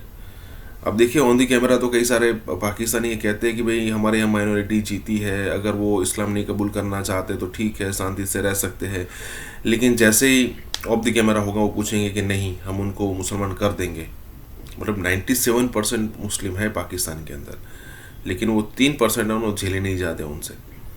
और भी यहाँ पर कुछ बातें हो रही है कि कई सारे लोग ये कहते हैं कि भाई 14 अगस्त को मुझे अपना इंडिपेंडेंस डे नहीं मनाना, 15 अगस्त को मनाना है, मतलब इंडिया के साथ हम पाकिस्तान में नहीं रहना चाहते, इसका इनडायरेक्ट मतलब ये होता है। और भी कई सारी बातें हो रही है। इसी के साथ ये वीडियो शुरू करता है। और हाँ दोस्तों, सुपर थैंक्स के जरिए हमें मदद। ताइवान एक सॉफ्ट पॉइंट है चाइना के लिए, वो इसे मानता है कि ये हमारी कंट्री है। और भारत ने क्या किया है, जैसे जैसे चाइना अगर हमें आंखें दिखाने की कोशिश करता है, हिंदुस्तान उसका जवाब डिफरेंट तरीके से दे रहा है।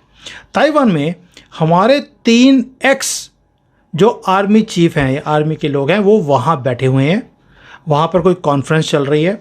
आप सोच के देखिए ताइवान के अंदर हमारे आर्मी के लोग, चीफ वो क्या कर रहे होंगे, क्या स्ट्रैटेजी बना रहे होंगे, क्योंकि ताइवान ने कभी लड़ाई लड़ी नहीं है। भारत ऑलरेडी एक ऐसी पावर है जिसने युद्ध भी लड़े हुए हैं और जीते भी हुए हैं, तो वी नो हमारी जो स्ट्रैटेजीज़ हैं और है, we are known for it. और अभी आर्मी चीफ्स वहाँ बैठे हैं। आप सोच के देखो सबसे ज़्यादा दुख किसको हो रहा होगा, दर्द कहाँ कहाँ हो रहा होगा, आप सोच सकते हैं। इसको बोलते हैं पावर, इसको बोलते हैं जलवा। बिना नाम लिए हमने ऐसी जगह पे लात मारी है जहाँ पर दर्द इतना हो कि आवाज़ भी ना निकाले अगला, इसको बोलते हैं पावर। और ये मोदी जी करते हैं, मुझे इसी बातों की खुशी होती है। उसके ऊपर जयशंकर जी का स्टेटमेंट आ गया कि जी हमारी जो यूनाइटेड नेशंस के अंदर परमानेंट सीट है उसके हम दावेदार हैं, सारा वर्ल्ड हमारे साथ है, सिर्फ एक चाइना है जो अपनी वीटो पावर को यूज़ करके हमें परमानेंट सीट के ऊपर नहीं आने देना चाहता। क्यों? चाइना को लगता है कि भारत अगर यूनाइटेड नेशंस के अंदर भी पैरेलल आके बैठ गया तो दर्जा भारत का और चाइना का बराबर आ जाएगा, वो ये नहीं चाहता। सो इसलिए वो हमारी पोजीशन को ब्लॉक करता बार बार। थोड़ा सा पाकिस्तान के साथ प्यार भी बहुत ज़्यादा उनका, तो पाकिस्तान भी चाहता नहीं है, वो भी जाके चूं चूं करता है कि भैया इनको इस स्टेज पे मत लेके आना, अदरवाइज़ हम अपने कंट्री में मुंह दिखाने के लायक नहीं रहेंगे। वैसे भी वो मुंह दिखाने लायक तो है ही नहीं पाकिस्तानी अपने लोगों के सामने, बट फिर भी एक होता ही है कि देखिए जी वो भी एक नॉर्मल कंट्री, हम भी हैं। अगर हम यूनाइटेड नेशंस के उसके ऊपर आ गए, परमानेंट सीट पर आ गए, पाकिस्तान वालों का क्या होगा आप सोच के देखिए। इसलिए चाइना की भी मजबूरी है, उन्होंने कुत्ता पाला हुआ है, उसको भी देखना पड़ता बेचारे को। दोस्तों एक तो हो गया हमने मिलिट्री पावर दिखा दी, हमने अपनी स्ट्रेंथ दिखा दी, हमने स्टेटमेंट दे दिए फॉरेन मिनिस्टर की तरफ से, हमने अपने चीफ भेज दिए ताइवान में। अब ये तो हो गया मिलिट्री पावर। अब मैं आपको बताता हूँ अपनी इकोनॉमिक पावर। जो हमारी इलेक्ट्रॉनिक्स की इंडस्ट्री ज़ीरो थी, 99.9% मोबाइल और जो सारे इलेक्ट्रॉनिक आइटम्स हैं ये हम चाइना से इंपोर्ट करते थे पप्पू जी के टाइम पर, लेकिन मोदी जी ने आकर इसको रिवर्स करना शुरू किया और 2016-17 तक हमारी ये इंडस्ट्री खड़ी होनी शुरू हो गई थी। हमको 3, 3.5, पौने 4 लाख करोड़ के एक्सपोर्ट या मैन्युफैक्चरिंग करते थे। दोस्तों 5 साल उसके बाद अभी ये हाल है कि हमने 8 लाख करोड़ के आंकड़े को पार कर दिया है। भारत में बनती हैं चीज़ें सारी, ये है जलवा। और अगले साल में आप देखोगे एक और ट्रांसफॉर्मेशन आएगी।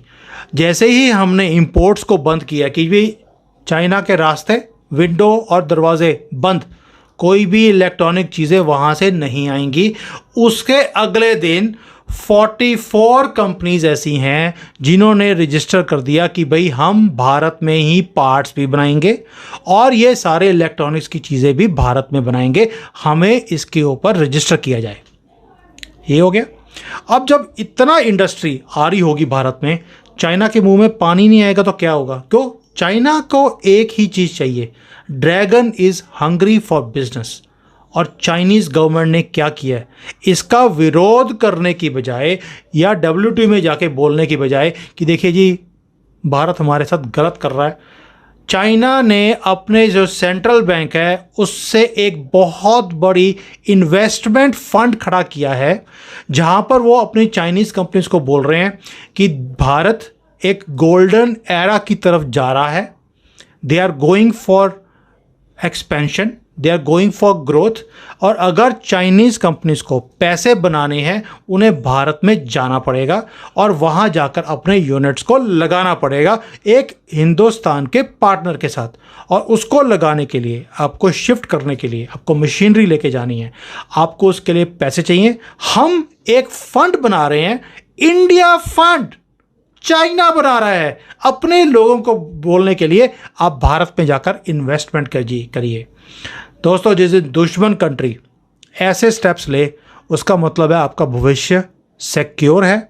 और मोदी जी को मैं पहले बोला था, वो इनकी रीढ़ की हड्डी, इनकी बैकबोन को तोड़ रहे हैं, उन्होंने तोड़ दी है। और दूसरे आदमी ने बोल दिया है कि now we have to reverse the things, हमें भारत में जाकर मैन्युफैक्चरिंग करनी पड़ेगी। Made in India BrahMos missile की डिमांड पूरी दुनिया में तेजी से बढ़ती जा रही है। सऊदी अरब ने बोला है कि यार शेख को ब्रह्मोस चाहिए, शेख मांगता और शेख चाहता तो शेख के पास होता। सुपरसोनिक मिसाइल है, बड़ी मतलब मैक 2 मैक 3 की स्पीड पे चलती है। Mach 1 is sound, speed of sound. तो ये 1500-2000 किलोमीटर पर आवर पे जो चलती है, तो स्पीड होती है इसके। एवरीबॉडी इज सपोर्टिंग इंडिया, हर कोई इंडिया को सपोर्ट कर रहा है और बड़े तगड़े अंदाज से सपोर्ट कर रहा है। इस वक्त इंडिया इस्लामी ममालिक के साथ ताल्लुकात मजबूत करने में मसरूफ है। अभी तक 7 अरब डॉलर के ब्रह्मोस मिसाइल भारत में और भी दुनिया भर में इतना सेल हो चुका है ब्रह्मोस मिसाइल का। हम मिसाइल वो लॉन्च करते हैं जो दुनिया में बंद हो चुके होते उसके बाद हम लॉन्च करते हैं और हमारी अवाम इसी में खुश हो जाती है। Pakistan is nowhere in the game at all.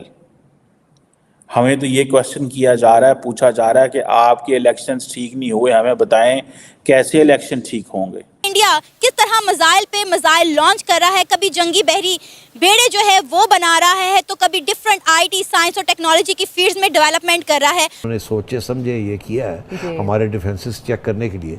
आपके डिफेंसेस कहाँ थे? बिल्कुल। फिर आप उधर इनकी तरफ आ जाएंगे ना कि भाई उनसे तो ये हो गया और आप कहते हैं कि उन्होंने ये टेस्टिंग की है, तो वो तो टेस्ट कामयाब हो गया क्योंकि वो आई है और आके गिर गई है। 3.5 मिनट आपकी एयर स्पेस में घूमती फिरती रही है, सैर सपाटे लेती रही है और आके ठा कर गई है।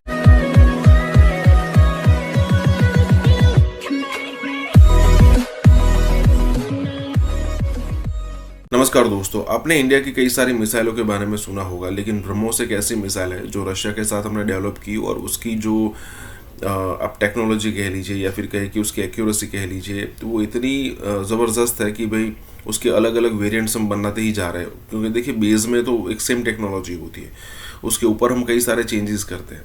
अब एक बेस्ट एग्जाम्पल अगर आपको देखना हो तो पिछले दिनों हमारा एक सुपरसोनिक ब्रह्मोस मिसाइल था, वो पाकिस्तान में चला गया। 3-4.5 मिनट वो वहाँ पर घूमा। उसके बाद क्योंकि उस पर कोई वॉरहेड नहीं लगा था या फिर कहीं कोई बॉम्ब नहीं लगा था, अगर वो गिरता तो वहाँ पर ब्लास्ट हो जाता, ऐसा कुछ नहीं था, सिर्फ मिसाइल था। तो वो मिसाइल पाकिस्तान के 3-4 मिनट तक वहाँ पर घुमा और फिर वहाँ नो मैंस लैंड में जाकर गिरा। हालांकि जो दूरी पर भी घर थे वो घर भी यहाँ पर वाइब्रेट हुए, उनको भी लगा कि कुछ हुआ है। कहने का मतलब ये है कि पाकिस्तान की किसी भी डिफेंस सिस्टम को पता नहीं चला, क्योंकि पाकिस्तान के अंदर डिफेंस सिस्टम है जो है वो चाइना वाली है, किसी को पता नहीं चला। और कहा यह जा रहा है कि इंडिया ने इनडायरेक्टली वो चेक किया था कि भाई पाकिस्तान की सिस्टम कैसे काम करती है, वो रोक भी पाती है कि नहीं। और हमने इंडिया में नहीं सिर्फ बाहर भी टेस्ट कर लिया, उसको ऐसे भी कह सकते हैं। इसी के साथ ही वीडियो शुरू करते हैं। और हाँ दोस्तों, सुपर थैंक्स के जरिए हमें मदद करना ना भूलें। एक वर्ल्ड डिफेंस शो हुई थी सऊदी अरेबिया में, रिसेंटली कंक्लूड हुई है दोस्तों। तो उसमें अलग अलग देश आए और ये बड़े बड़े वाइड लेवल, भारत में भी होते हैं डिफेंस के शोज, डिफेंस एक्सपोज होते हैं ना भारत में, कितने कितने होते हैं। सऊदी अरब में हुआ वर्ल्ड डिफेंस शो, नाम ही उसका रखा वर्ल्ड डिफेंस शो, यानी कि सऊदी अरेबिया ये दिखाना चाहता है कि ये एक ग्लोबल शो है, यानी कि बेहतरीन से बेहतरीन हथियार वहां पे, हथियार बनाने वाली कंपनीज वहां पे सऊदी अरब में आई और उन्होंने अपना सामान दिखाया। तो दोस्तों, भारत की ओर से वहां पे मिस्टर अजय भट्ट जो कि minister of state for defence हैं वो, और मिस्टर सोहेल खान और his excellency Sohail Khan, the Indian ambassador to the kingdom of Saudi Arabia, वो वहां पे थे। और उन्होंने ये बताया कि साहब ब्रह्मोस मिसाइल जो है वो भारत का वहां पे जो जिसको कहता है ना मेन जो आइटम था on show, that was the BrahMos missile. Bharat बड़े एग्रेसिवली ब्रह्मोस मिसाइल को प्रमोट कर रहा है दोस्तों। उसके 2-3 कारण हैं।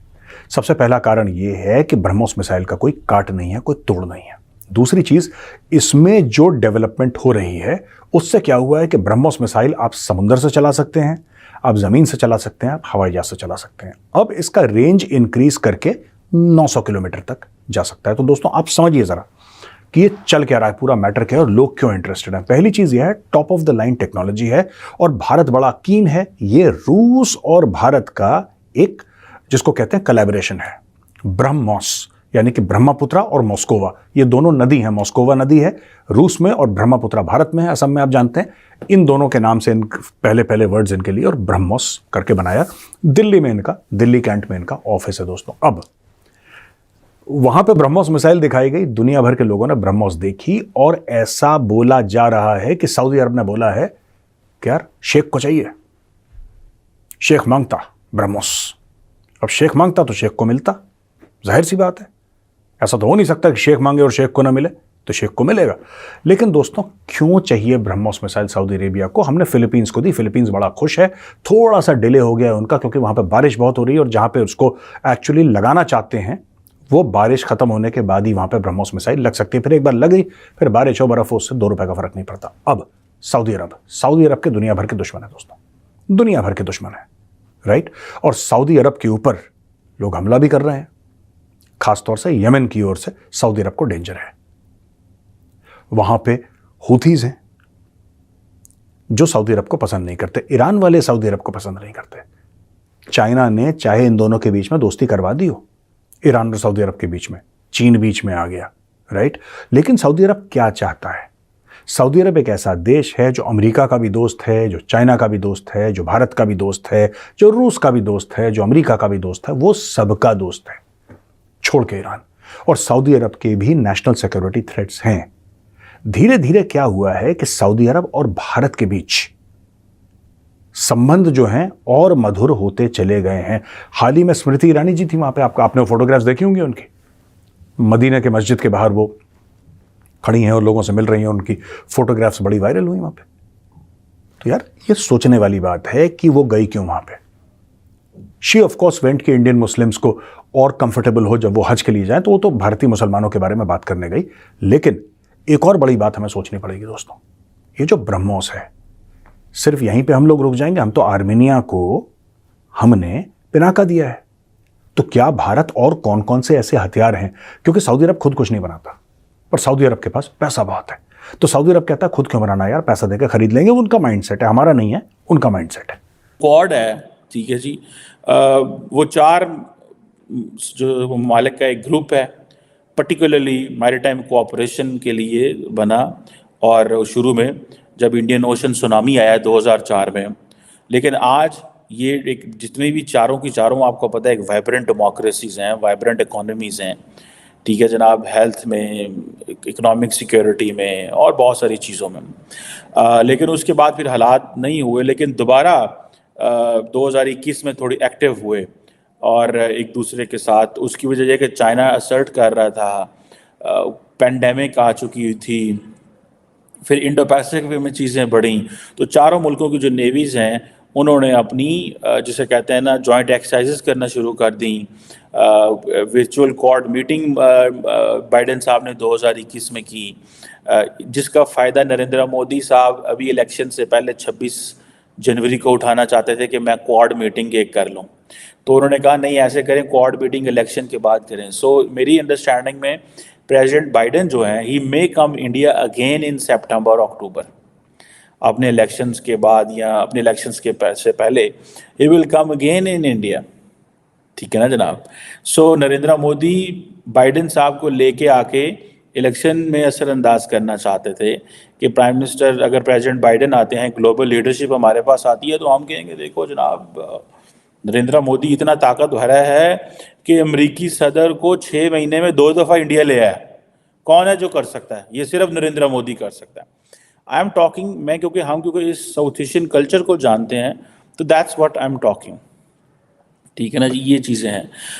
अब कहा जाता है कि अमेरिकन के लिए ये क्वाड इसलिए भी ज़रूरी है कि 2020 के इर्द गिर्द अमेरिका की तकरीबन $2 ट्रिलियन की जो ट्रेड है वो इंडो पैसिफिक से गुजरती है।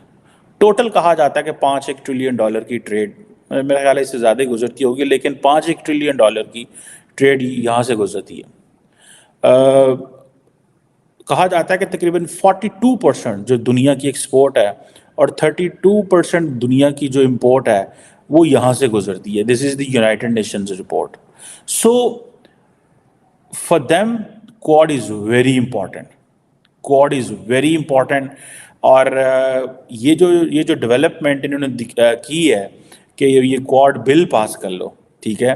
अब तो वो जैसे कहते हैं ना, इंडियंस भी थक गए होंगे कि हर रोज़ कुछ ना कुछ अमेरिका से अच्छा आ रहा है।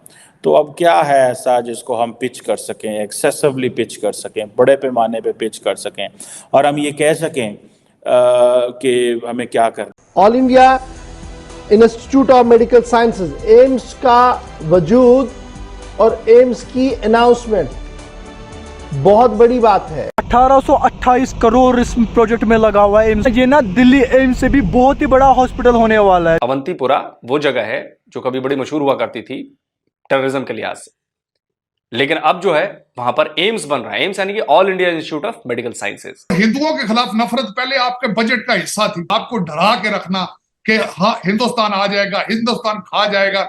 लेकिन इस वक्त जिस तरीके से हिंदुस्तान तरक्की कर चुका है, अब आपकी मजबूरी है उनको फॉलो करना, उनके साथ चलना। लगता है कि कश्मीरी हमारे साथ खुश है? नहीं।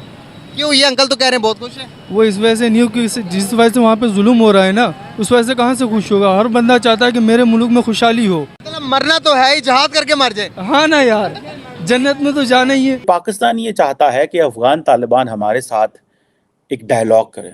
वो डायलॉग नहीं करना चाहते, वो करना चाहते हैं गुंडागर्दी। वो गन पॉइंट पे पाकिस्तान को चीजें समझाना चाहते हैं। 2025 से ओपीडी चालू हो जाएगी। अब सोचिए कि जम्मू कश्मीर के मतलब इधर श्रीनगर, अवंतीपुरा, इधर के लोगों के लिए कितना बड़ा रिलीफ होगा। आप फिलहाल यहाँ से देखिए कितना बड़ा प्रोजेक्ट है पहाड़ पे। ये देखिए पूरा ना ये पहाड़ पे हॉस्पिटल है। देखिए यहाँ से स्टार्ट होता है ताकि देखिए वहाँ तक।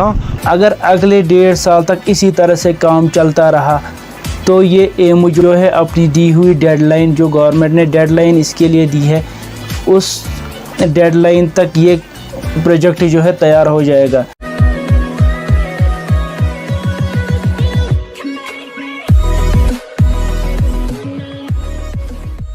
नमस्कार दोस्तों, यहाँ पर एम्स की बात हो रही है कि भाई कश्मीर के अंदर एम्स बन रहा है और कितना बड़ा एम्स बन रहा है कि भाई मतलब, और वो भी थोड़ा पहाड़ी एरिया पर बन रहा है।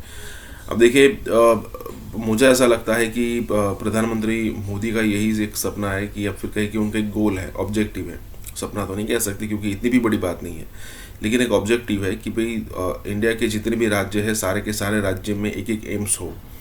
अब एम्स होना बहुत ज़रूरी हो जाता है क्योंकि देखिए मैंने पिछले दिनों सुना था कि गुजरात के अंदर राजकोट में भी शायद कहीं पर अनाउंसमेंट की गई है। अब उसका काम कितना बड़ा है वो एग्जैक्टली पता नहीं है, लेकिन काम डेफिनेटली चल रहा होगा। अब देखिए एम्स एक ऐसी चीज़ है जो एक प्राउड वाली चीज़ है कि अगर आपके स्टेट में हो, क्योंकि अगर किसी चीज़ का इलाज अगर आपको नहीं मिलता तो एम्स में तो डेफिनेटली उसका इलाज मिल जाता है। और कई बार हमने सुना है कि भाई कोई ये पॉलिटिशियन हो गए, ये एक्टर हो गए, उनको एम्स में दाखिल करवाया गया है। अब यहाँ पर कश्मीर की बात हम इसीलिए कर रहे हैं क्योंकि कश्मीर जो है वो अलग अलग क्षेत्र में डेवलप कर रहा है, चाहे वो रोड एंड इंफ्रास्ट्रक्चर की बात हो, चाहे इस टाइप की हॉस्पिटल की बात हो, चाहे किसी और जगह से बात हो, इंफ्रास्ट्रक्चर डेवलप की बात हो, कोई भी किसी हर क्षेत्र में यहाँ पर कश्मीर जो है डेवलप कर रहा है। उसके अलावा यहाँ पर जो लोग हैं उनकी मानसिकता भी चेंज हो रही है, मतलब एक साथ में सब कुछ हो रहा है। यहाँ पर ये बात हो रही है। इसी के साथ ही वीडियो शुरू करते हैं। और हाँ दोस्तों, सुपर थैंक्स के जरिए हमें मदद करना ना भूलें। अवंतीपुरा वो जगह है जो कभी बड़ी मशहूर हुआ करती थी टेररिज्म के लिहाज से, लेकिन अब जो है वहां पर एम्स बन रहा है। एम्स यानी कि all India institute of medical sciences, जो दिल्ली में बहुत बड़ा सरकारी अस्पताल है। और सिर्फ दिल्ली में नहीं है, दिल्ली में चूंकि दिल्ली का नाम बहुत बड़ा है इसलिए मैं कहता हूं, बाकी कई नए एम्स खुल चुके हैं, अलग अलग जगहों पे खुल चुके हैं। गोरखपुर में, पटना में और भी कई जगह पे, हरिद्वार में कई नए एम्स खुले हैं। रायपुर में भी शायद खुला है, रायपुर या बिलासपुर कहीं तो खुला है। 2 एम्स बन रहे हैं जम्मू कश्मीर में, एक जम्मू में बन रहा है और एक अवंतीपुरा में बन रहा है।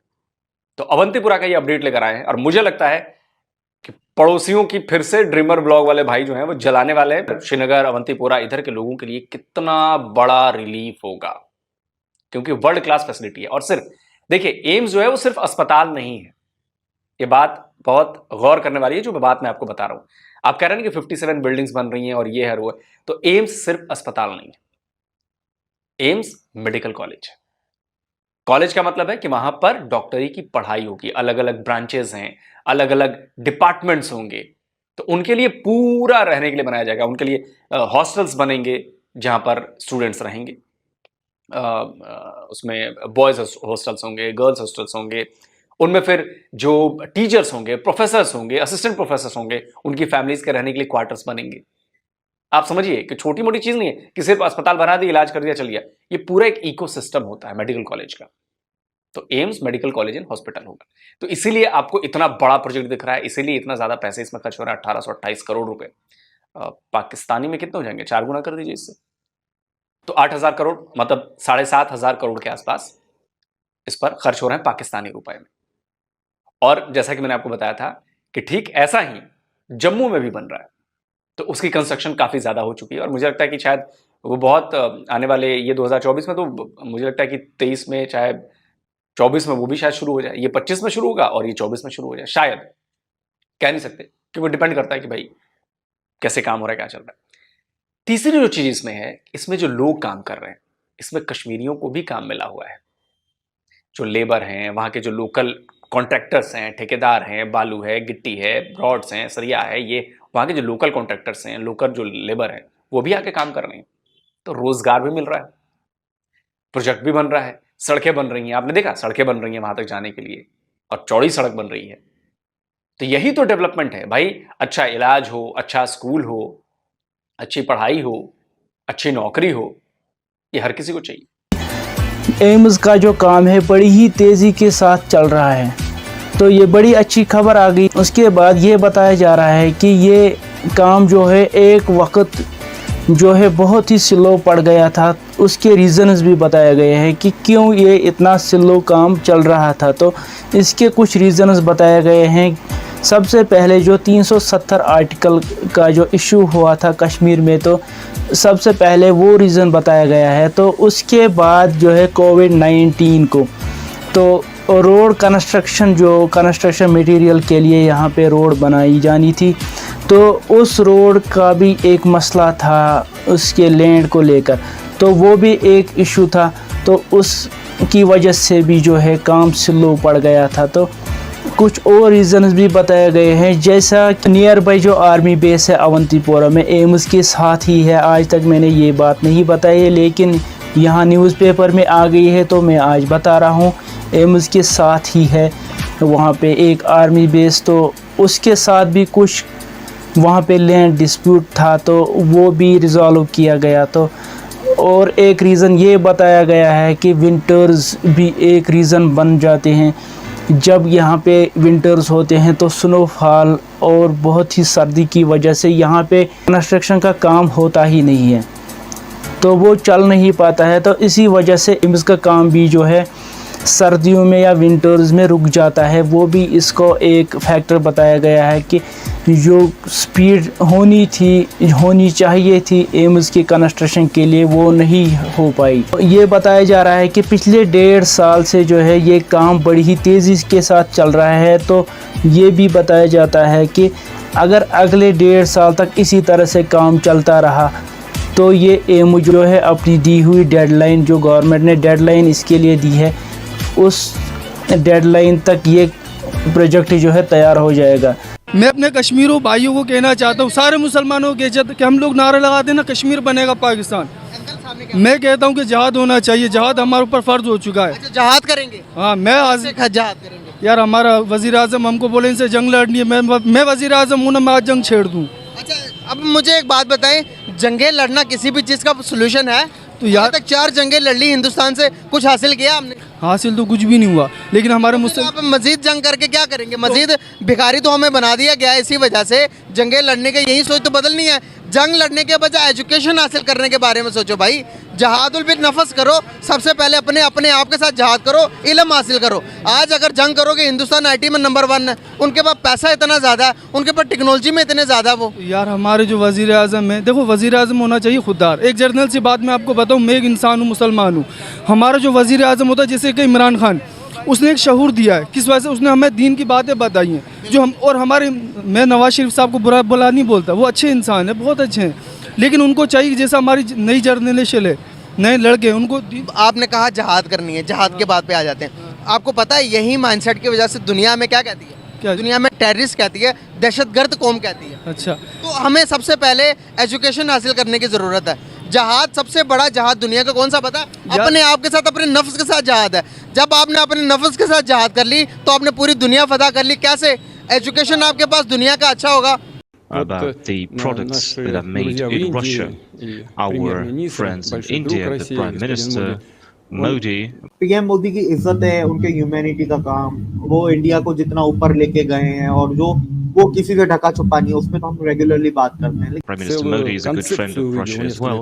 He presented an entire concept several years ago that was called Made in India, and they did achieve some very palpable results. इस ईद पर खरीदार हो या व्यापारी, दोनों ही महंगाई से तंग हैं। रात गए तक सजी रहने वाली मंडियां बेरौनक क्यों हैं? अगर आपको फुर्सत मिले तो आपके लिए खतरे की घंटी बजनी चाहिए, क्योंकि बहुत बड़ा अब हिंदुस्तान के जहन में इम्बैलेंस हो गया है। वो हमारे से अपने आप को बहुत ज़्यादा ताकतवर समझते हैं। इंडिया एक राइजिंग सिविलाइजेशन है। इंडियंस को अब अपने इंडियंस होने पे कॉन्फिडेंस आने लगा है। पहले नहीं था, हमें इंडियन होने की शर्मिंदगी का एहसास कराया जाता था। हमें ये कहा जाता था कि तुम राम राम मत बोलो क्योंकि सामने वाले को बुरा लगता है। 91 के अंदर जब इंडिया गया IMF के पास, मनमोहन सिंह फाइनेंस मिनिस्टर थे, वो खड़ा हुआ बंदा अपनी पार्लियामान के अंदर और उसने कहा कि ये हमारी तबाही हुई है, ये हम बिल्कुल बुरी हालत में हैं, लेकिन हम ये करेंगे, हम ये जो स्टेप्स उठाएंगे, हम बाउंस बैक कर जाएंगे। इंडिया की यूथ, इंडिया के पॉलिटिशियंस, ये मोदी मैजिक, मतलब जो उनके प्राइम मिनिस्टर हैं, कहा जाता है मोदी मैजिक। ये मोदी मैजिक है या वहाँ की ओवरऑल जो आबादी है, जो ओवरऑल इंडियंस हैं?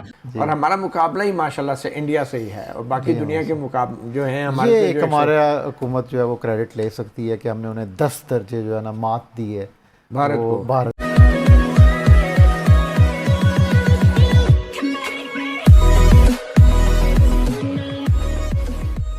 नमस्कार दोस्तों, दुनिया तो छोड़िए, सबसे पहले भारत में ही कुछ लोगों ने, कुछ नहीं कई सारे लोगों ने मेक इन इंडिया का मजाक उड़ाया था। खास करके राहुल गांधी जैसे लोग, कि भाई मेक इन इंडिया में एक बब्बर शेर है और ये घूमता रहता है और वो। मतलब देखिए, मुझे नहीं पता कि राहुल गांधी को स्क्रिप्ट कौन देता है, या फिर कहे कि कोई देता भी है, या फिर वो किसी की सुनता भी है। बस वो जो देखता है, ऑब्जर्व करता है, उसी पर अपना लेक्चर देना शुरू कर देता है। अब बात दरअसल ये है कि ना ही सिर्फ इंडिया के लोग पहले अपोज किया करते थे, लेकिन क्रिटिसाइज भी किया करते थे। उसके बाद जब मेक इन इंडिया का रिजल्ट्स आने शुरू हुए तो इंडिया के लोग चुप हो गए, इंटरनेशनली उसको नोटिस किया जाने लगा। और उसके बाद रशिया के जो प्रेसिडेंट है व्लादिमीर पुतिन, वो भी अब इस बात को चर्चा करने पर मजबूर है इन द सेंस कि अगर कोई अच्छी चीज़ दूसरी जगह पर होती है तो उसको चर्चा करना कोई गलत बात नहीं है। तो यहाँ पर वो चर्चा करते हुए दिख रहा है कि भाई मेक इन इंडिया कैसे यहाँ पर ग्रोथ कर रहा है, और उन्हें भी मेक इन रशिया या फिर कि मेड इन रशिया टाइप के इनिशिएटिव्स लेने चाहिए। जब इस टाइप की बात होती है ना, तो हमें प्राउड वाली सिचुएशन हो जाती है, क्योंकि आपने कुछ अच्छा खासा अचीव किया है, तभी जाकर ये सारे कंट्रीज आपको अप्रिशिएट कर रहे हैं।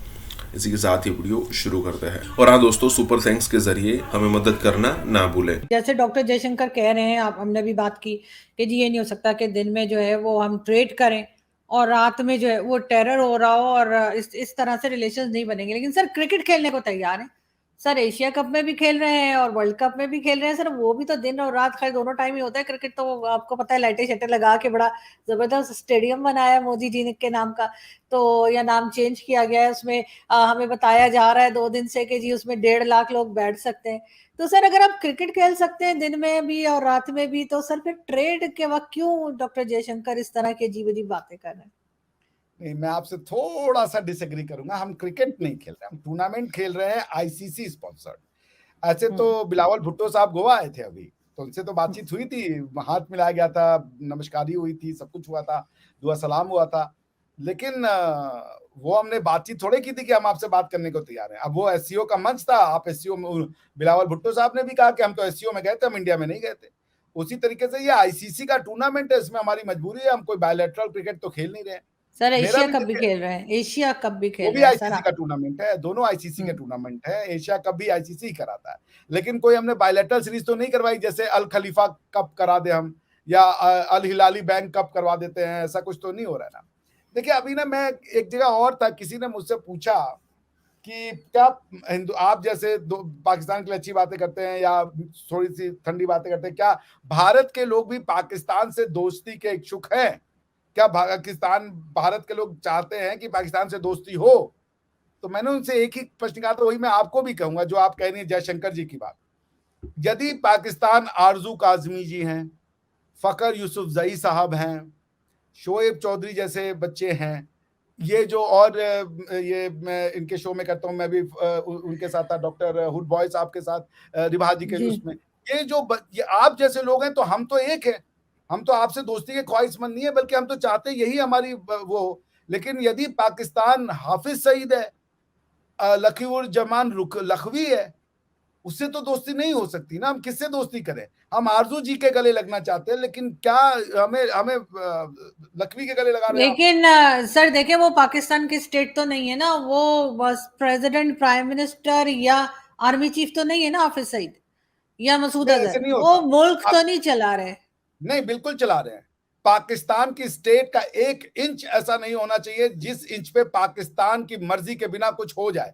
और अगर हो रहा है, आप आर्टिकल 2 क्लॉज 4 यूएन चार्टर को पढ़ लीजिए, और उसका जो कमेंट्री है वो है जनरल असेंबली का रिजोल्यूशन नंबर 2625 उसको उठा के पढ़िए। आर्टिकल 2 क्लॉज 4 अर्जू जी ये कहता है कि आप यूएन चार्टर के मेंबर हैं, ध्यान रखिएगा। आर्टिकल 2 क्लॉज 4 यूएन चार्टर का ये कहता है कि नो स्टेट और या every state shall refrain from using force in their international relations against the political sovereignty and territorial integrity of a state। इसका मतलब ये हुआ कि कोई भी देश किसी दूसरे देश के अगेंस्ट में यूज ऑफ फोर्स अपने अंतरराष्ट्रीय संबंधों के लिए नहीं कर सकता, और अगर वो करेगा तो वो यूएन चार्टर का वायलेशन करेगा। इसी को अवॉइड करने के लिए आपने ऐसी तंजीमें बना दी हैं, और अब आप कहते हैं कि ये नॉन स्टेट एक्टर है। भाई आप पूरा पाकिस्तान ही स्टेट है, पाकिस्तान का हर आदमी स्टेट को रिप्रेजेंट करता है। और यदि आपके यहाँ पे टेररिस्ट एक्टिविटी हो रही है, लोग ट्रेनिंग ले रहे हैं, बंदूकें चलाना सीख रहे हैं, बम चलाना सीख रहे हैं, बम बना रहे हैं, और आप कह रहे हो हमें पता ही नहीं है, तो फिर आप छोड़ दीजिए ना। फिर क्यों आप अपने आप को सॉवरेन स्टेट कह रहे हो? फिर वो स्टेट को सरेंडर कीजिए, हम चला लेंगे उसको एज अ क्लाइंट स्टेट, या यूएन को दे दीजिए, आप यूएन चला लेगा आपको। अगर आप स्टेट नहीं बन सकते, अगर आप बच्चे नहीं पाल सकते, तो माँ बाप होने का तो दम मत बनिए ना कि हम माँ बाप है। बच्चों का अगर खाना नहीं खिला सकते तो वो माँ बाप किस काम के? कि बाप सोए पड़ा है और बच्चे जाके भीख मांगे, तो ठीक नहीं है। तो आप 2625 में ये लिखा है कि यदि कोई स्टेट अपनी भूमि पे होने वाले किसी भी हिस्से में कोई ऐसी एक्टिविटी हो रहा है जिससे दूसरे देश को परेशानी होगी, या दूसरे देश में यूज ऑफ फोर्स करेंगे, तो उसकी रिस्पॉन्सिबिलिटी उसी देश की होगी। तो आप ये नहीं कह सकते कि ये नॉन स्टेट एक्टर्स है, they are very much state actors. नहीं सर, मैंने तो नहीं, मैं तो कहती हूँ बिल्कुल कि नॉन स्टेट एक्टर है, तो बिल्कुल भी नहीं कहना चाहिए। ये मतलब मुझे पता है आप नहीं पाकिस्तानी स्टेट की बात। 91 के अंदर जब इंडिया गया IMF के पास, मनमोहन सिंह फाइनेंस मिनिस्टर थे, वो खड़ा हुआ बंदा अपनी पार्लियामान के अंदर, और उसने कहा कि ये हमारी तबाही हुई है, ये हम बिल्कुल बुरी हालत में हैं, लेकिन हम ये करेंगे, हम ये जो स्टेप्स उठाएंगे, हम बाउंस बैक कर जाएंगे। हमारे जब लोग खड़े होते हैं, सब अच्छा है, कोई फिक्र की बात नहीं है, ये जियो पॉलिटिक्स है, इंटरनेशनल इस्लाम के ख़िलाफ़ सहूनियत की साजिश है।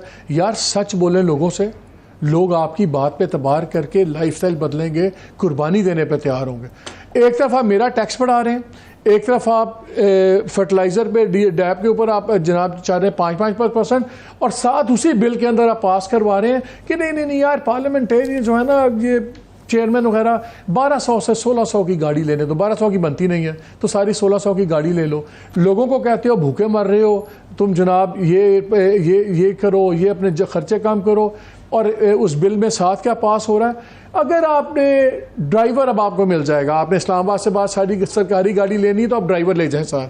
पहले होता था अगर आप इस्लामाबाद से बाहर आपकी गाड़ी ठुक गई है तो आप ठीक करवाएंगे, ख़राब हो गई है, अब वो भी आप ठीक करवाएंगे। यानी कि हम इनकी वेकेशंस, इनकी कन्वीनियंस, इनके ड्राइवर्स हम भुगतें।